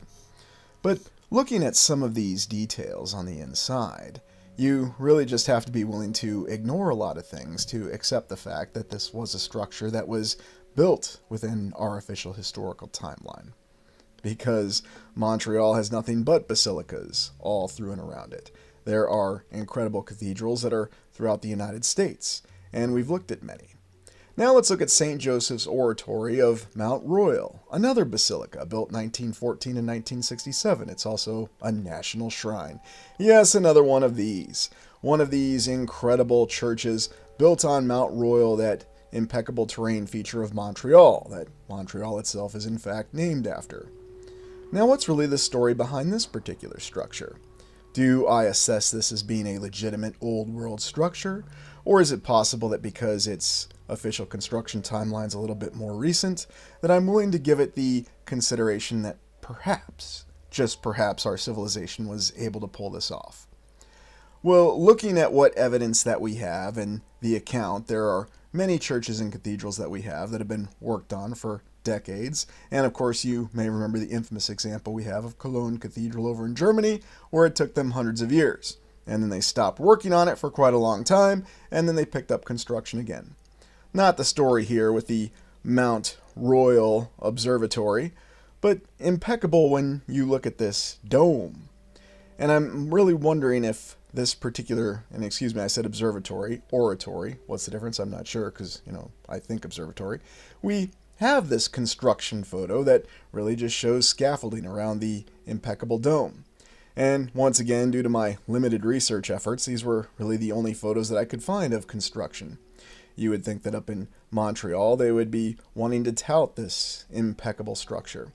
And the official account tells us that it was built in segments. We have the very earliest crypt being constructed in the 19-teens during World War I, no less, and then it was augmented and added on to over time, with, of course, the dome being completed last, and that seems to be the only photos that at least I could find, and if anybody else has photos that show this incredible oratory being constructed in its segments and its phases, please let me know, and feel free to share on the channel community page. But you look closely at this, and we do see some of the symbols that indicate more of an old world structure. Now, we've seen these symbols in other structures, whether we're talking a very small theater in Clear Lake, Iowa, or structures in Italy and across Italy. Ah, yes. And of course, our favorite bird. Is it an eagle? Is it something else? What the heck is it doing on a Roman Catholic building? I'm not sure. What exactly is this symbol doing on a Roman Catholic building? It's very well documented. Yes, of course, that's what we'll always be told. Now, the interior of this structure does give a little bit more of a conflicting account in the fact that it is officially labeled as Art Deco. Would I consider this Art Deco or think of Art Deco just looking at the interior? No, not necessarily. And so this is where I'm really questioning this particular structure. My assessment that what we have here is that we found an old world structure and then we decided to renovate it a little bit, or at least restore it. Perhaps for whatever reason this particular oratory was damaged, especially if it was always parked on top of Mount Royal. But what exactly to say about the interior? How exactly does it come across with conveying that image of a real religious structure? And perhaps the thing I find most interesting is that as we go further back in time with the official construction dates, the interiors are more ornate, the older the structure. And yet the newer the structure, the less ornate the interiors are. And then, of course, the defenders of the mainstream will come out and tell us that's because we don't value art anymore in the 20th century. It's more cost-effective. Capitalism is how we explain this. And of course, then in other nations we'll say communism is how we explain this. And then socialism, or the competition between capitalism, communism, and socialism, and the constant conflict. That's how we explain the fact that we're unable to construct the way we did in the past. And even looking at different parts, though, of this particular oratory, you do get the hint that there is more advanced construction that did endure the renovation or the salvage or repair, whatever actually transpired over time. And you can see some very interesting details when you look at certain portions of the interior. Interesting symbols that we wouldn't necessarily affiliate with the Catholic Church. And, of course, this particular structure does have an incredible organ as well. So again, I'm left to question, was this some other structure? Did it have some other entirely different purpose? Was it badly damaged during the last reset event? And this was the best we could do with repairing it. Portions of it did survive, though relatively intact, and we notice that as we go closer to the ground, it does appear a little bit older. Now, that does match the mainstream history that we have, I will concede, but this is quite a curious and interesting edifice. And if you have the means to go to Montreal, or if you're already residing there, I strongly urge you to actually go visit all three of these incredible basilicas, and of course this one that's also a national shrine in Montreal. Old Montreal. I'm always very, very impressed whenever we have one of these neighborhoods or districts that's called Old something. Old Town Pasadena, Old Montreal. Yes, the Star Fort that the city originated from. And that Star Fort up off of Hudson Bay that was very easily captured by the French from the British, because the British went through the trouble of building a Star Fort, but neglected to provide soldiers to defend it. So what's really the purpose of a bastion fort? We don't need to go down that debate. But looking at the impressive market and the way that the old Montreal neighborhood lays together, it probably gives you a very good idea of what the old world was truly like. And here we have an entire neighborhood where you can see the array of different structures, the way that the street fit together. Now, of course, official history will inform us that this was the way that cities looked in the past. And I will concede that detail is actually true. We just don't build structures like this. This particular structure reminded me of the numerous so-called flat iron buildings that we've seen in other cities across the land. But what kind of structure does this really represent? And why is it we're not building structures that really match the street patterns? And here you can see this very impressive and detailed building, again with the Mr. Burns slant construction near the foundation, and showing wondrous details that exceeds anything that we see in virtually all of our structures constructed today. So you can see not just Milwaukee has its own version of impressive structures, such as the Mackey building. But looking at the street and looking at the original construction in the blocks, what exactly is this material? Yes, we'll be informed it's stone quarried from nearby cities such as quote-unquote Griffintown. That was not named Griffintown for any other reason except for being named after a person. But what's the real origin behind these structures? Where did the actual blocks come from? Why do we have these unique color patterns, and how is it that they endure so well today? And I know we always get our explanations behind it. Why did they need a domed building? Why did they need a dome building for the market? It should be noted, though, that Montreal shows its more modern or 5th era construction here in Habitat 67, looking like something from the Borg Collective, and I suppose it's there to remind us that, yes, Montreal is now in the 5th era. And then, much as Paris has its tall and impressive skyscraper, Montreal has its tall and, in my humble opinion, rather featureless skyscraper as well. So even though they preserve, there are still challenges. Now let's go over to look at the bridges of Niagara River. The Niagara Falls Suspension Bridge, the very first railway suspension bridge ever constructed. And how intriguing that there were all these crossing points right at the Niagara area. That area that we've explored many times, that's not too far from the Erie Canal, and we're still looking at this incredible water highway with the way the Great Lakes are connected and the St. Lawrence River / St. Lawrence Seaway that runs out to the Atlantic.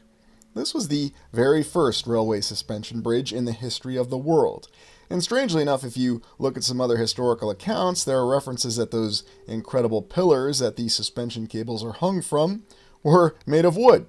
This is William Hamilton Merritt, main proponent of the bridge. He was a businessman and politician in Canada, fought in the War of 1812, and was even captured in the Battle of Lundy's Lane, one of the few battles the United States Army won because Winfield Scott was in charge. Here's Charles Ellett Jr., an American civil engineer from Pennsylvania, and he had the initial design for this impeccable suspension bridge in the 1850s, no less. Yes, that's when they were doing this. But ultimately it was John Augustus Roebling, an American civil engineer born in Germany, who history labels as the final designer for the final bridge. And it should be noted that he was the architect behind Brooklyn Bridge in New York City, featured in the Ken Burns special. Yes, go back and watch that particular documentary from the 80s if you want to see something interesting. But these bridges interest me, especially this suspension bridge being the very first one in the world, because it features some rather unique design elements. And of course, I'll always ask the question, why aren't we building bridges like this today? We have the Niagara Suspension Bridge listed here on this plaque, along with the American Society of Civil Engineers and the Canadian Society for Civil Engineers. Of and for, big difference, right? But why is it that this suspension bridge that was constructed and was a well-known and historical marker brought down? It only lasted for about 50 years, not really even, and yet when we look at it, it already looked very incredibly old. You can even see here in this image the rates of the tolls. whether you were just walking across the bridge or going across on your horse or going across with your horse and cart. There's even some interesting regulations about what you could actually say going across the bridge. Now tell me, what are your thoughts when you see these stones here? I mean, how old does this structure really look?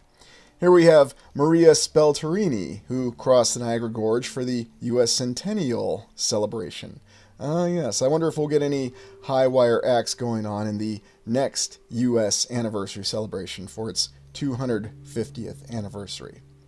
How impressive, though, that she was able to cross on a tightrope, and how fitting that at the nearby suspension bridge there was the area for all the pedestrians to line up and watch as she performed her incredible feat. And how are these bridges modified? Now, why did they build these towers, and what was really the purpose for even decorating the areas above the windows? What exactly was that needed for? Is there a completely different concept behind these bridges? And this is where this gets even more interesting, because a lot of these bridges were modified and altered over time. You may remember our infamous example of the aerial lift bridge in Duluth, Minnesota, how that was originally supposed to be an aerial ferry bridge. And yet somehow, some way, that exact same infrastructure, the original construction, was able to be converted to an aerial lift bridge. That's what the official history says. Now, if you talk to any civil engineer about the practicality of such a conversion, it's not exactly the easiest thing to do. It's not impossible, but it is extremely difficult. And perhaps when we consider the fact that there are very few things that are heavier than a train, especially a train that's pulling many cars behind it, then we have to appreciate the infrastructure that went into these early suspension bridge. This one being featured in Minnesota off of that interesting island that's not too far from Minneapolis. So what was the real story behind these original bridges? And why was there such a focus to build the bridges in Niagara? It seems as though the origin point, or at least the survival point for a lot of enclaves of this previous civilization, if it did in fact existed, definitely seems to be centered around the area that we think of as the Great Lakes. And of course the St. Lawrence Seaway, the St. Lawrence River, the Erie Canal. Is it possible that that was all salvaged infrastructure that was pressed back into service, and the civilization of the Fifth Era that was constructed around that? Looking here at the map of Niagara Falls, and we've explored Niagara Falls before, and I'm looking forward to all the comments that I'll no doubt get from all the people who will claim to have witnessed events that occurred in the 1800s, or their grandfather's best friend, sister's brother's boyfriend's brother's girlfriend, who was there to watch the construction of this bridge. And I feature this image because this is the kind of infrastructure that we'd expect to be present for bridge construction. Got to give those individuals credit for actually being on that beam as they were laying it in place. But whether you're looking at a picture or you're looking at some artwork of the original suspension bridge over Niagara Falls, it's very, very impressive. And as I said, I don't think those towers were ever constructed of wood, but you will find some written accounts that indicate that they were constructed of wood. Clearly there's some sort of blocks. Where exactly did they come from? What material were they made of? Why did the bridge already look so old when it was already established? And why do we have so many different variations of the bridge? For example, here's one of the conversions that we have. They transformed it into a steel suspension bridge, getting rid of that schlocky rock that apparently just didn't work so well. It's another one of those interesting conflicting accounts that we have. And for all these different variations of bridges that we have. Is it the same bridge? Is it a new bridge? What's really happening with it? Or do we have all these bridges that did, in fact, coexist? Now let's look at the Halifax explosion, the largest human-made explosion at the time on 6 December 1917, Halifax in Nova Scotia. This was during World War I. This event has always interested me as the largest human-made explosion, of course before the advent of the atomic bomb, in human history. And it was a maritime disaster that occurred in the Narrows of Halifax, a collision between the SS Imo, a Norwegian ship designated for Belgian relief, and a French munitions cargo vessel, the Mont Blanc. These ships collided and the Mont Blanc exploded with a force that had never been seen before, and it completely leveled vast portions of the city. Here in this dramatic photograph, we can see the mushroom cloud, or the cloud from the explosion going high into the sky. Now, there's a myth, apparently, that this photo was taken from 9 miles distance. That was debunked. I'm always interested how we have debunkers that are out there, skeptics who have confirmation biases that seem to know exactly what happened, and they claim that that photo was only taken from about a mile or less away. It should be noted that in World War II, at the end of World War II in 1945, a munitions depot also exploded in Halifax. Now, fortunately, there were not any significant casualties associated with this explosion, but it did have a profound psychological impact on the residents who remembered the earlier explosion, here in these images, in 1917 from the ship collision in the Halifax Narrows. Now really think about the destructive power with this explosion to actually level these buildings. Here we're actually looking at the remains of an exhibition building. And in all these images we can see utter and total destruction. We've seen this destruction before when we've looked at many of the fire images that we have of the fires that destroyed the great cities of the land, with the war destruction, especially from the United States Civil War, and of course the bombing raids that were carried out during World War II. And when you just look at the photos and you don't understand the context, they tend to look a lot alike. And what really happened with the SS Emo and the Mont Blanc colliding in the Halifax Narrows? Well, it's interesting to note that these ships, when they collided and the Mont Blanc exploded, being loaded with munitions, that no one was held criminally responsible afterwards. Yes, of course, there was the usual assumption of blame, but even the Canadian naval officer who was responsible for controlling the traffic through the Narrows was not held criminally negligent. Neither were the crew of the ships.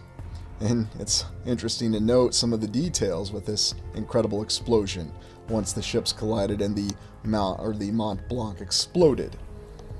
Very, very intriguing account, though, of this mysterious explosion. Now, a lot of people say, there's no mystery, it all makes perfect sense. And here we have one of our classic 20th century monuments to the victims of this explosion. Now, do we really think that this explosion is exactly as we're informed that it is? That it was simply a munitions ship that exploded? Or could there have been some other explanation behind it? Now, I'm not trying to foment conspiracy theories. The official historical account says that it was just simply a collision, it was an accident, and nobody was held criminally responsible. It probably shouldn't have happened. It leveled a city, it killed nearly 2,000 people. The blizzard and the weather conditions at that time made relief efforts very, very difficult. And yet, looking at some of these dramatic images, you can't help but ask these questions if this was just simply a munitions ship causing this kind of explosion. It's almost a parallel that we have to that earlier story of the vast fire that occurred in St. Louis, which we understand happened from a paddle steamer that simply caught fire and then just happened to run aground, and then the fire spread throughout the city of St. Louis. And yet there's some odd, similar details with both of these accounts, especially with the way both of these cities were destroyed. Now, the Halifax explosion is certainly a lot more dramatic from the official account, and it certainly killed many more individuals than the St. Louis fire did. But when you look at these images, we can really see the dramatic impact of this explosion.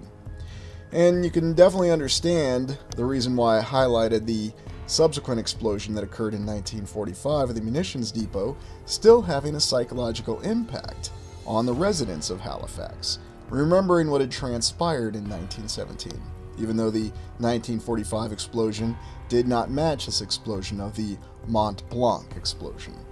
So what really happened? Well, you can certainly look at the official account and accept that it was two ships colliding.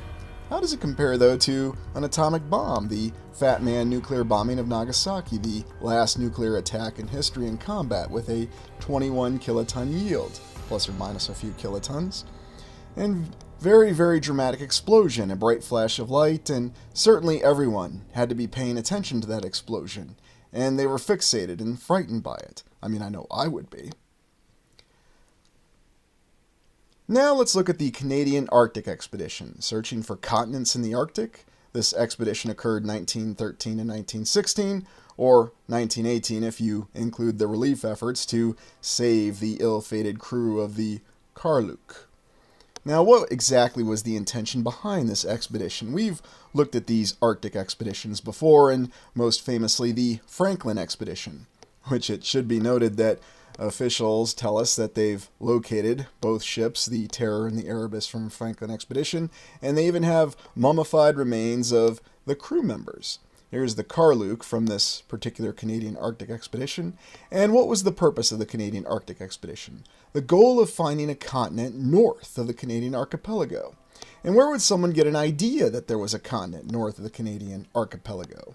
Well, apparently it was in the Mercator map, and it was also in the Urbano Monte map. Although, at this particular time frame, they didn't have access to the Urbano Monte map. It hadn't been found in the toilet just yet. But don't worry, they would find it. And here's our expedition leader, Valhalmer Stephenson, Arctic explorer and ethnologist, expedition leader. Now, he was from Manitoba, Canada, but he was educated at the University of Iowa. Yes, he was educated at the University of Iowa. I'm not making that up. And he got his Canadian citizenship back so he could lead the expedition. This is Robert Bartlett, full-time explorer, captain of the Carluke. He spent more than 50 years of his life mapping and exploring the North Pole. Here's Robert Perry, American and naval officer and explorer who claimed to find this area called Crockerland and the first to reach the North Pole. But Wally Herbert debated his findings, and he was actually the first one to walk to the North Pole in 1969. Here we have Rudolph Martin Anderson from Decorah, Iowa, and another graduate of the University of Iowa who accompanied this Canadian expedition. And here we have this image of Decorah, Iowa from the early 1900s. Lots of lovely old world buildings and not too far from Dubuque. So what exactly is going on with all this focus and this attention on the North Pole? We have Robert Perry, a U.S. naval officer and explorer who claims to have been the first to reach the North Pole around 1909. But then we have the subsequent British explorer in 1969 who really did apparently reach the North Pole by walking across the Pole of Inaccessibility with his sled dogs. And then apparently the data that Robert Perry's expedition had recorded in 1909 had not been seen by anybody, but they gave it to old Wally so he could verify that no, Robert Perry never really actually reached the North Pole. But I did. It's a very odd series of conflicting accounts. It's rather similar to that account that we have of Roald Amundsen saying that Richard Byrd did not actually fly to the North Pole. I mean, he wasn't even on the expedition, so how would he know? This expedition was not well known like the Franklin expedition, and yet it seemed to actually be looking for a continent. Now, the odd thing is that Stephenson actually left the ship, the Carluke, when it became trapped in the ice, and decided to go about on his own explorations going around on a dog sled. Now, an interesting detail about Stephenson is that he had lived with the Inuit people, and he understood their ways, and apparently there were methods to actually live off the land, although when you look at these dramatic images of this expedition, this ship, the Carluke, up in the Arctic Ocean, and all the different seas that feed into the Arctic Ocean, you really have to ask what was actually going on. Why was there so much conflict with who was actually the first person to the North Pole? And here we see the Carluke being trapped in ice before it was actually crushed. And here we can trace the journey of the Carluke as it went out from Nome in Alaska and sailed up into the Beaufort Sea and through the Chukchi Sea and then over into the East Siberian Sea where it was carried by the ice and where it was icebound. It's interesting to note that where it became icebound, it was still relatively close to Alaska. We, of course, recall the city of Nome or the town of Nome in Alaska and what particular film it was featured in about 10 years ago, The Fourth Kind, if you've ever seen it. Anyway, what exactly was this expedition looking for? It's very controversial that it was looking for a continent, and the Carluke being trapped in the ice was a very dramatic situation, and it mirrored the Franklin expedition earlier, although thanks to the leadership of Captain Bartlett, the crew managed to march to Wrangel Island, and then Captain Bartlett set off on his own to seek help. But I have to ask that question. This is one of the few accounts that we have in an expedition that is documented that indicates that somebody was actually looking for a continent north of the Canadian archipelago.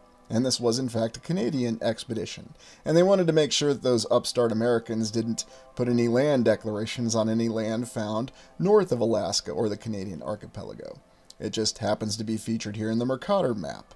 Were they looking for one of these inlets on this legendary land, thinking that it may have actually existed?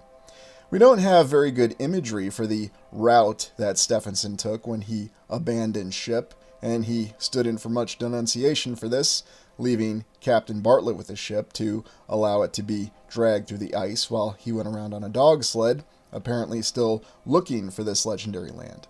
And Stephenson is credited for finding many islands, and Captain Bartlett was seen as a hero for saving the entire crew of this ship. Very interesting that there were many natives that were part of this crew, and they seem to have the ability to survive. Here we have a picture of the Carluke survivors on board the Bear after Captain Bartlett had completed his rescue mission.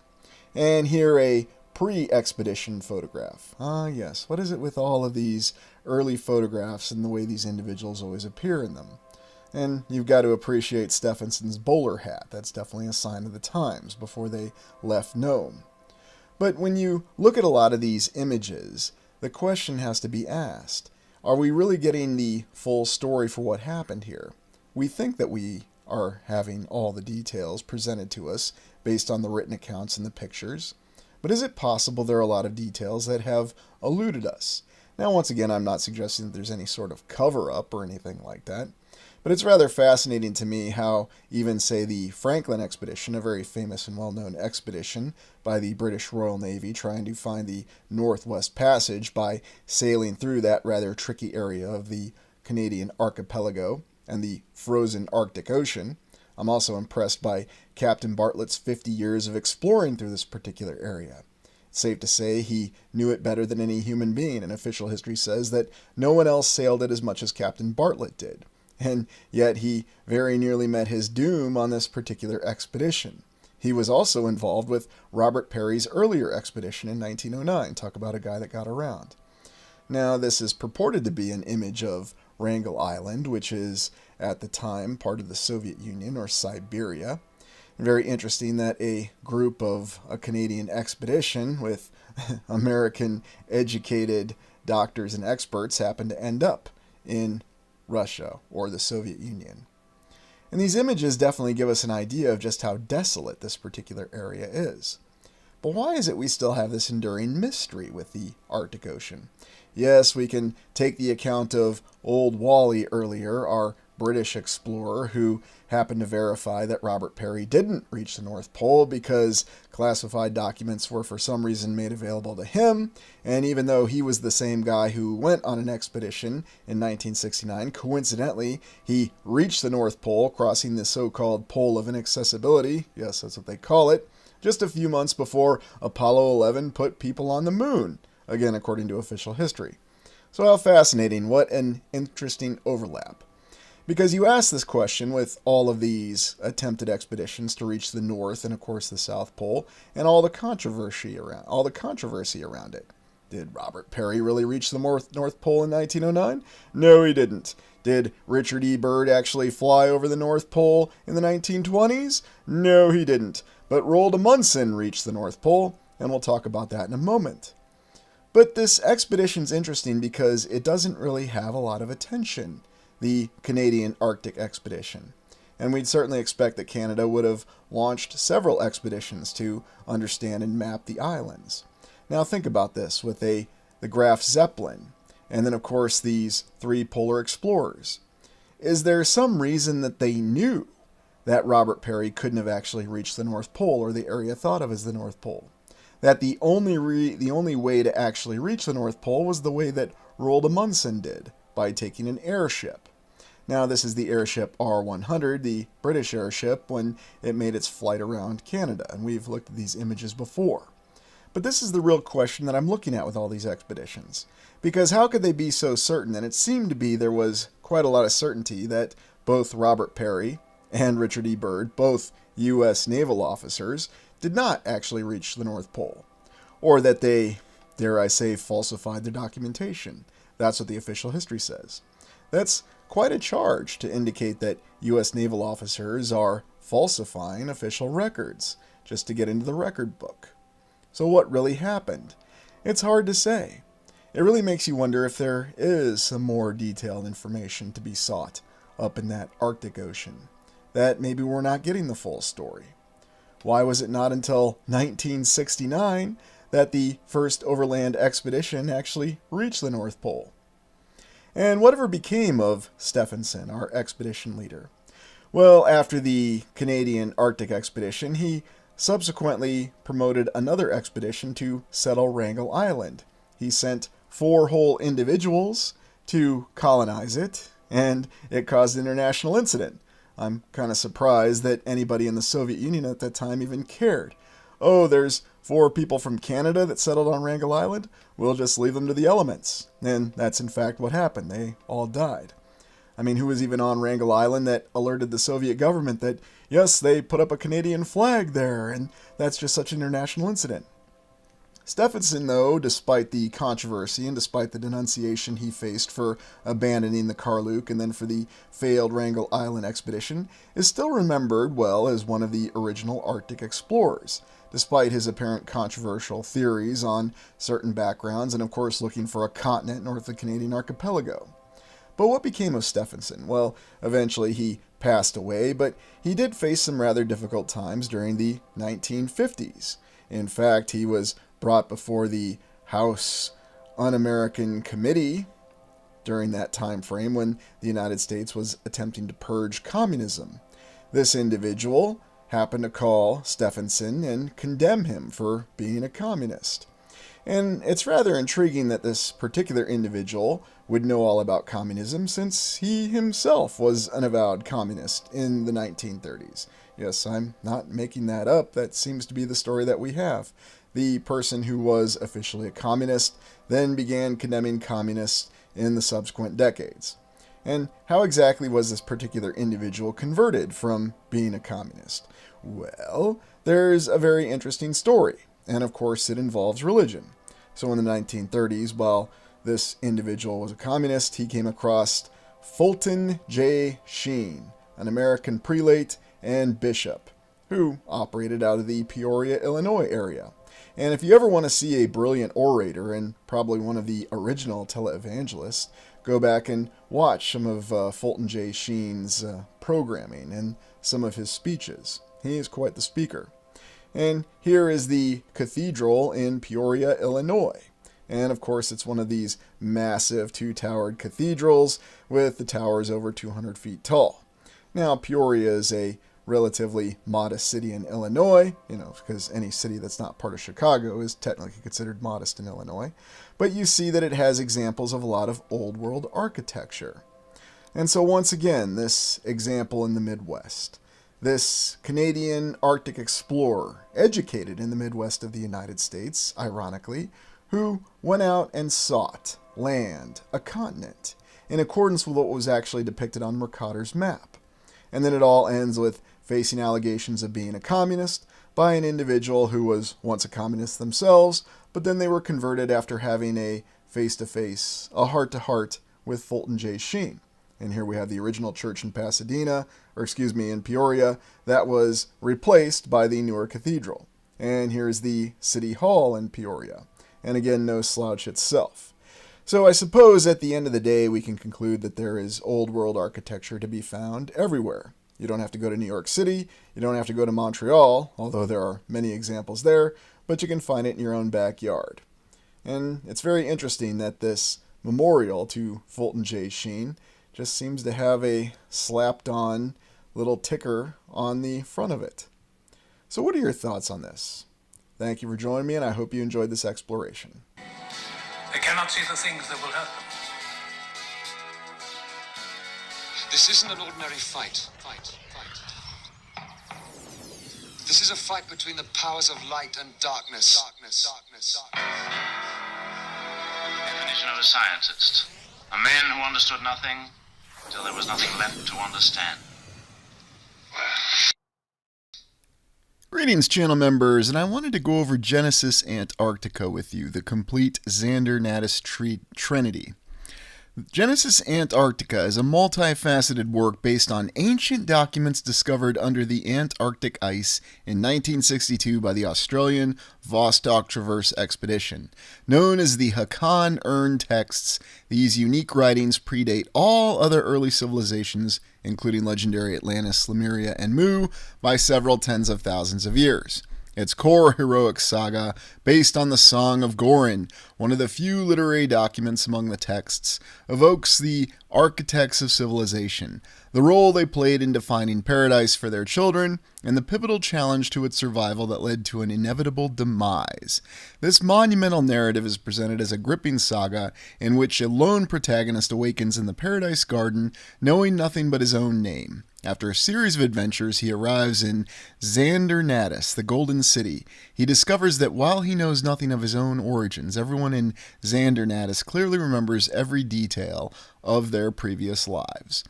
Now, there's a question in terms of the veracity of this particular account. And you'd probably be excused for thinking that this just sounds like another story. And indeed, this is a series of stories. This is considered science fiction, fantasy, fiction, fantasy. You can purchase this trilogy on Amazon. You can listen to it. They've got some decent audio recordings, especially the woman who sounds a lot like Dame Judi Dench going to town in the book. And it makes it relatively entertaining. But I'm not being dismissive of this particular account or this story, and I'm going to explain why. Every time there is some sort of legitimate scientific expedition that has occurred, I've noticed, there always seems to be some sort of fictional story that accompanies it, as though the intention is to obfuscate the account or to make it questionable. And indeed, it does seem as though there were many scientific expeditions that were suddenly launched in Antarctica in the particular time frame of this supposed expedition from Australia. Although, whoever was actually running this expedition, the natural launching point would be Australia, or more specifically, New Zealand, as that is primarily where most of the Antarctica Treaty Nations operate out of, or the flight routes that they take to reach Antarctica, interestingly enough. Now, there could be other flight routes that I am not aware of. I am certainly not the innate knower of all of the air corridors for travel to Antarctica. What's fascinating, though, is the fact that this does seem to be a legitimate account in terms of the overall story of the account of an older civilization. Now, could this actually be something that was located and could refer to a civilization of a much earlier era? Now, certainly the story is designed to be hyped up in a way. And I'll also let you in on something. Whenever you hear of any sort of fictional account that talks about something being found in an urn, there's actually an analog to that account, to the actual historical account, where they find scrolls or libraries or old recorded documents in what we would think of as a time capsule. So whenever you see urn in fictional works, just equate that to time capsule. Now, considering the aspect of time capsules, we do have real-life time capsules that our own civilization has buried in the dirt or put in vaults across the land. There are several famous examples. But why would we actually refer to time capsules, actual bona fide time capsules that we find from previous civilizations, as urns? It's rather confusing. And when you start to analyze the story behind this very extraordinary account, you begin to realize that the whole intention behind it is to confuse people. Because there are a lot of accounts of old civilizations, and they don't just simply come from one culture.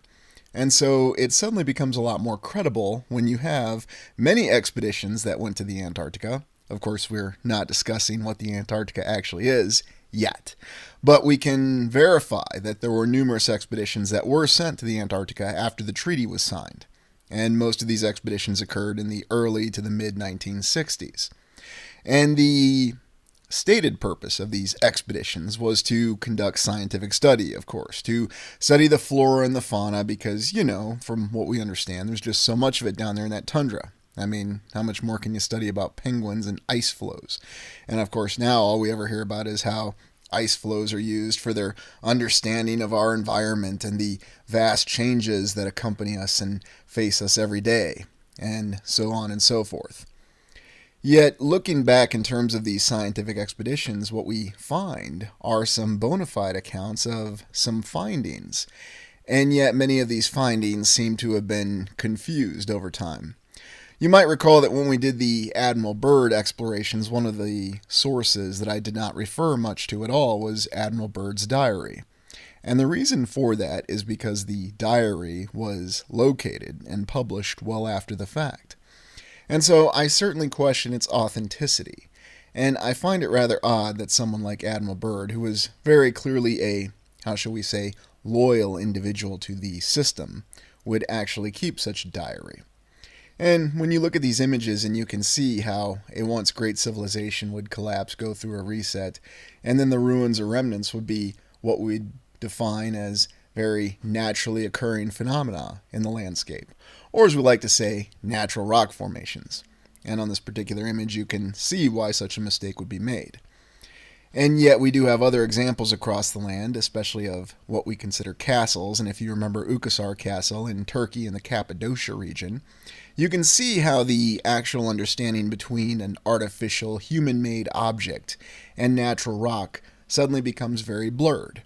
Well, I want you to think of that example and now apply it to this account of this Genesis Antarctica story. Because it does seem as though there are different accounts, especially in academia, that allude to the numerous expeditions that went down to the Antarctica, or out, or however you want to say it. Rimward, Jamie, give me a thumbs up if you hear Rimward. But going to the outlands, if you will, going to the edge of the world, there's so many different ways to refer to it. And it's odd that the Antarctica does seem to act as a gateway of sorts, how you're accessing what some would call the outer world. And it's odd that a lot of this terminology endures not just in fictional works, but also in historical works, because whether you believe in a globe Earth, a flat Earth, or a tesseract Earth, as some do, or even a triangular one, just about everyone seems to refer to the Antarctica as the edge of the world. And isn't that strange? It seems to be a consistency. A point that is the same regardless of what model you think the land is actually shaped as. Now, I've been down there, but I certainly have never been at an altitude to where I could actually verify what the shape of the entire land is. I can certainly tell you what I see with my own eyes, and of course we're given reasons for why we only see certain things with our own eyes. You're just simply not high enough. Fair point. But at the same time, it's odd to me that you'll find these fictional accounts of Antarctica. It seems to be this nexus point, this gateway, if you will, to accessing the outer world. It's just, what outer world are you accessing? I'll consider the example of the film Dark Star, director John Carpenter's first film and written by Dan O'Bannon. You might remember him as the original screenwriter behind the original Alien film. And that's probably a good reason why the subsequent ones after Aliens have, well, they've just not been so great. And I don't think that's controversial for me to say it. But if you disagree, by all means, let me know in the comments. You're channel members, and I respect your opinions all the time. But for whatever reason, in Dark Star, in the opening scene, when you have the ship that's out in space, even though, oddly enough, it doesn't really feel like it's out in space as much as it feels like it's out in the void, when they communicate back to planet Earth, they're communicated to from McMurdo Base and McMurdo Sound, which is really strange because why would there ever be any sort of base at McMurdo to communicate to any deep space expedition? And you see all sorts of little hints like this that are scattered throughout John Carpenter's works, and we've certainly looked at John Carpenter before, especially back around the Halloween time frame, and we considered his greatest work, Prince of Darkness, which definitely alluded to many of the concepts of an anti-god or an evil force that somehow made its way into our current land or our current realm or whatever you want to think of it as. You also have these other aspects that we go back to with the old libraries, and I'm going to revisit this in an exploration soon because I think the old libraries are very important. There's a lot more veracity behind them, and it goes hand in hand with the time capsule. The time capsule, or the urn that's referred to from the story of Genesis Antarctica. And what that really comes down to is there are confirmed storage areas where there is legitimate information that is still available to where you could potentially access what the old world really was. Here's the challenge behind it, though. This information is very carefully controlled and it's very carefully monitored. And even if you can access it, your access is going to be very limited. And you're certainly not going to get the entire picture. The other thing that's become clear is that many of the original works have been destroyed over time. Not too surprising. Now, the actual information has been copied, but apparently it's been scattered so it becomes very difficult to actually put the pieces together and gain a true understanding. Indeed, there's no concern from the mainstream that anyone's going to actually figure out what really happened in the past. Because if you can keep everyone confused and you can constantly keep everyone focused on other aspects, which there are many diversions every day, and we've certainly seen the most recent ones this last week, but it's the same thing every week, every day, every month, every year. It just depends on what the diversions are. You're not supposed to think about just trying to sort out what your true concerns are. And one of the questions I get asked, and it's a fair question, is why do you devote your time doing these explorations if your philosophy seems to be based on everything as an internal struggle or figuring out who yourself is? Well, the answer to that question is I believe it's in exploring these mysteries. That's one of the grandest goals or quests that we can go on, that we can actually help to figure ourselves out. Instead of having who we are dictated to us, we can go on our own journey, and we then have the power to figure out who we are. We can then establish ourselves and figure out our own self-agency. And I'm under the impression that's exactly why we're here. Now, there might be different reasons for that. Is that to actually have a relationship with a divine being, a god, or what have you? Perhaps that's the main purpose behind it. I'm not here to tell you what that purpose is. I'm just here to tell you, in my experiences, what I have found to be the most important things. Ultimately, what you decide is most important in your lives is up to you. But back to the original account of Genesis Antarctica. The account of a civilization that's much older than Atlantis, Mu, Lemuria, ones that we've just started to talk about. We've talked about Atlantis and Lemuria and explorations on the channel. We haven't talked about Mu yet. I will be getting to it, and I will be getting to China and Southeast Asia. And eventually I'm going to work my way around Africa, although I'm going to have to feel that one out because I had a very unexpected technical difficulty setback with what I thought was a very good video today, but it did not get to see the light of day very long. Perhaps I shouldn't be that surprised.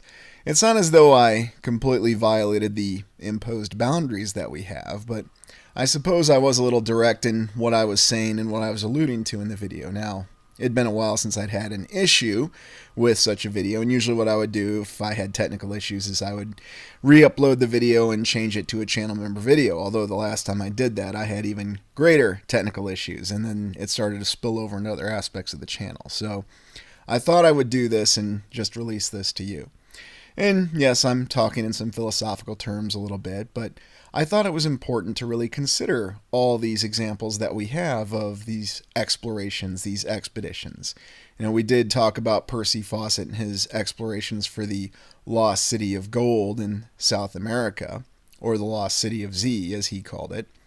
And we also consider this Golden City, or this account from Genesis Antarctica. So did this expedition really occur? There were numerous expeditions in Antarctica. There wasn't a single one in the 1960s to the late 1960s. That's documented by the mainstream, and you can even still find individuals that were on those expeditions that you can interview firsthand. Now, a lot of them are going to tell you the same things that I saw down there. Well, it's just a desolate area, but there are some rather unique terrain features there. There's also the bizarre layout of areas that are completely devoid of any sort of snow, and that's year-round. That's not just at certain times of the year. So there are some unique anomalies down there. There's also the fact that it appears that the access to the bases down there is very tightly controlled. And if you ever speak to any of the pilots that actually fly down there, what they'll tell you is that the air corridors are something that you do not violate. And another thing that you do not violate when you go out on foot anywhere around those bases is you do not go outside the areas that they tell you to go on.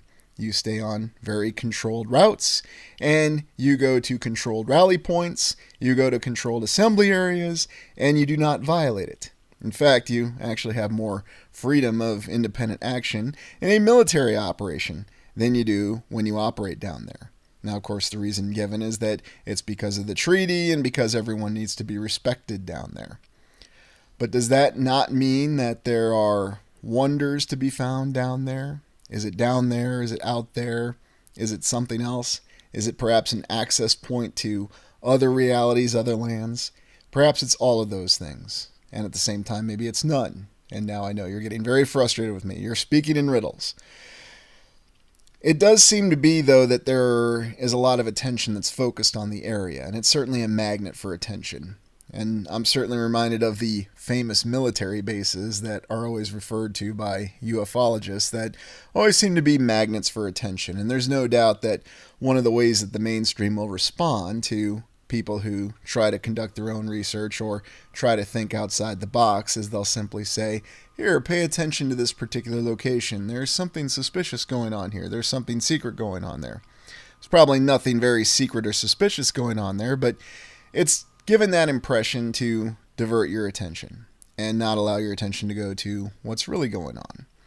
And I'll give you my honest opinion. I do think there's something going on with Antarctica, but I believe that it's done in such a way as to be hidden in plain sight like many other things. And indeed, to have certain VIPs well confirmed to go down there, that is something else that's designed to divert attention. But what's the real reason for going down there? I'll finish off by saying, yes, there are things that are hidden in fiction, and perhaps you might find this series, Genesis Antarctica, interesting to read. Some people are a little critical of the account or the story from the old civilization that's found, and you can certainly do your own research and see if it's something that may be interesting to you. But what I will encourage you to do is, if you get the opportunity, try to look into some of those expeditions from the Antarctica.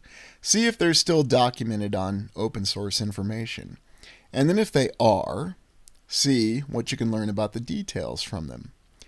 Because the other intriguing aspect is that in recent years, there seems to have been several, how shall we say, misinformation campaigns that have been devoted to the geographical area of the Antarctica. I think many of you are aware of the photos that were released from a particular expedition in the early 1900s that showed very elaborate structures down there. And then a few months later, an individual came out and said that they had created those photos with artificial intelligence, and yet somehow had let them go around and circulate around the community in a form of misinformation. And indeed, many were misled. Now, why would somebody do something like that? Well, I could say, why would somebody get in trouble or have technical difficulties because they're simply trying to explain what the capabilities of a certain system really are? It seems as though our efforts have caused a lot of disruption. And I can certainly let you know, and I'm well aware that there are several who are probably listening who are supposed to be monitoring me. And that's not paranoia, because always assume someone's listening to you. There's always someone listening to you, and while their intention may not be bad, just always remember that anything and everything you say is being monitored. But it doesn't matter, because at the end of the day, as long as you are pursuing your own goals and as long as you are practicing your own self-agency, that's the most important thing. So don't allow yourself to be fooled or deceived by what they call psyops, or try to outthink yourself, or try to make things so complicated that you are unwilling to take action, especially the action in establishing your own self-agency. Just remember that the honesty of your own internal thought comes from who you are. And no matter what sort of horrific apparitions they try to terrify us with, no one can take that away from us. And so when it comes to exploring aspects of the Antarctica, don't be afraid to look into it. Don't be reluctant to look into those hard places where there might be some very legitimate information, hidden amongst all the other information that you're supposed to question. Do I think that there is a lot of worthwhile information in this particular account, in the Genesis Antarctica account of this expedition? Absolutely. And if you look at it from the correct perspective, perhaps you can find some worthwhile information in it as well. But let me know what you think in the comments. Thank you for joining me, and I hope you have a great evening. I'd love to stay, but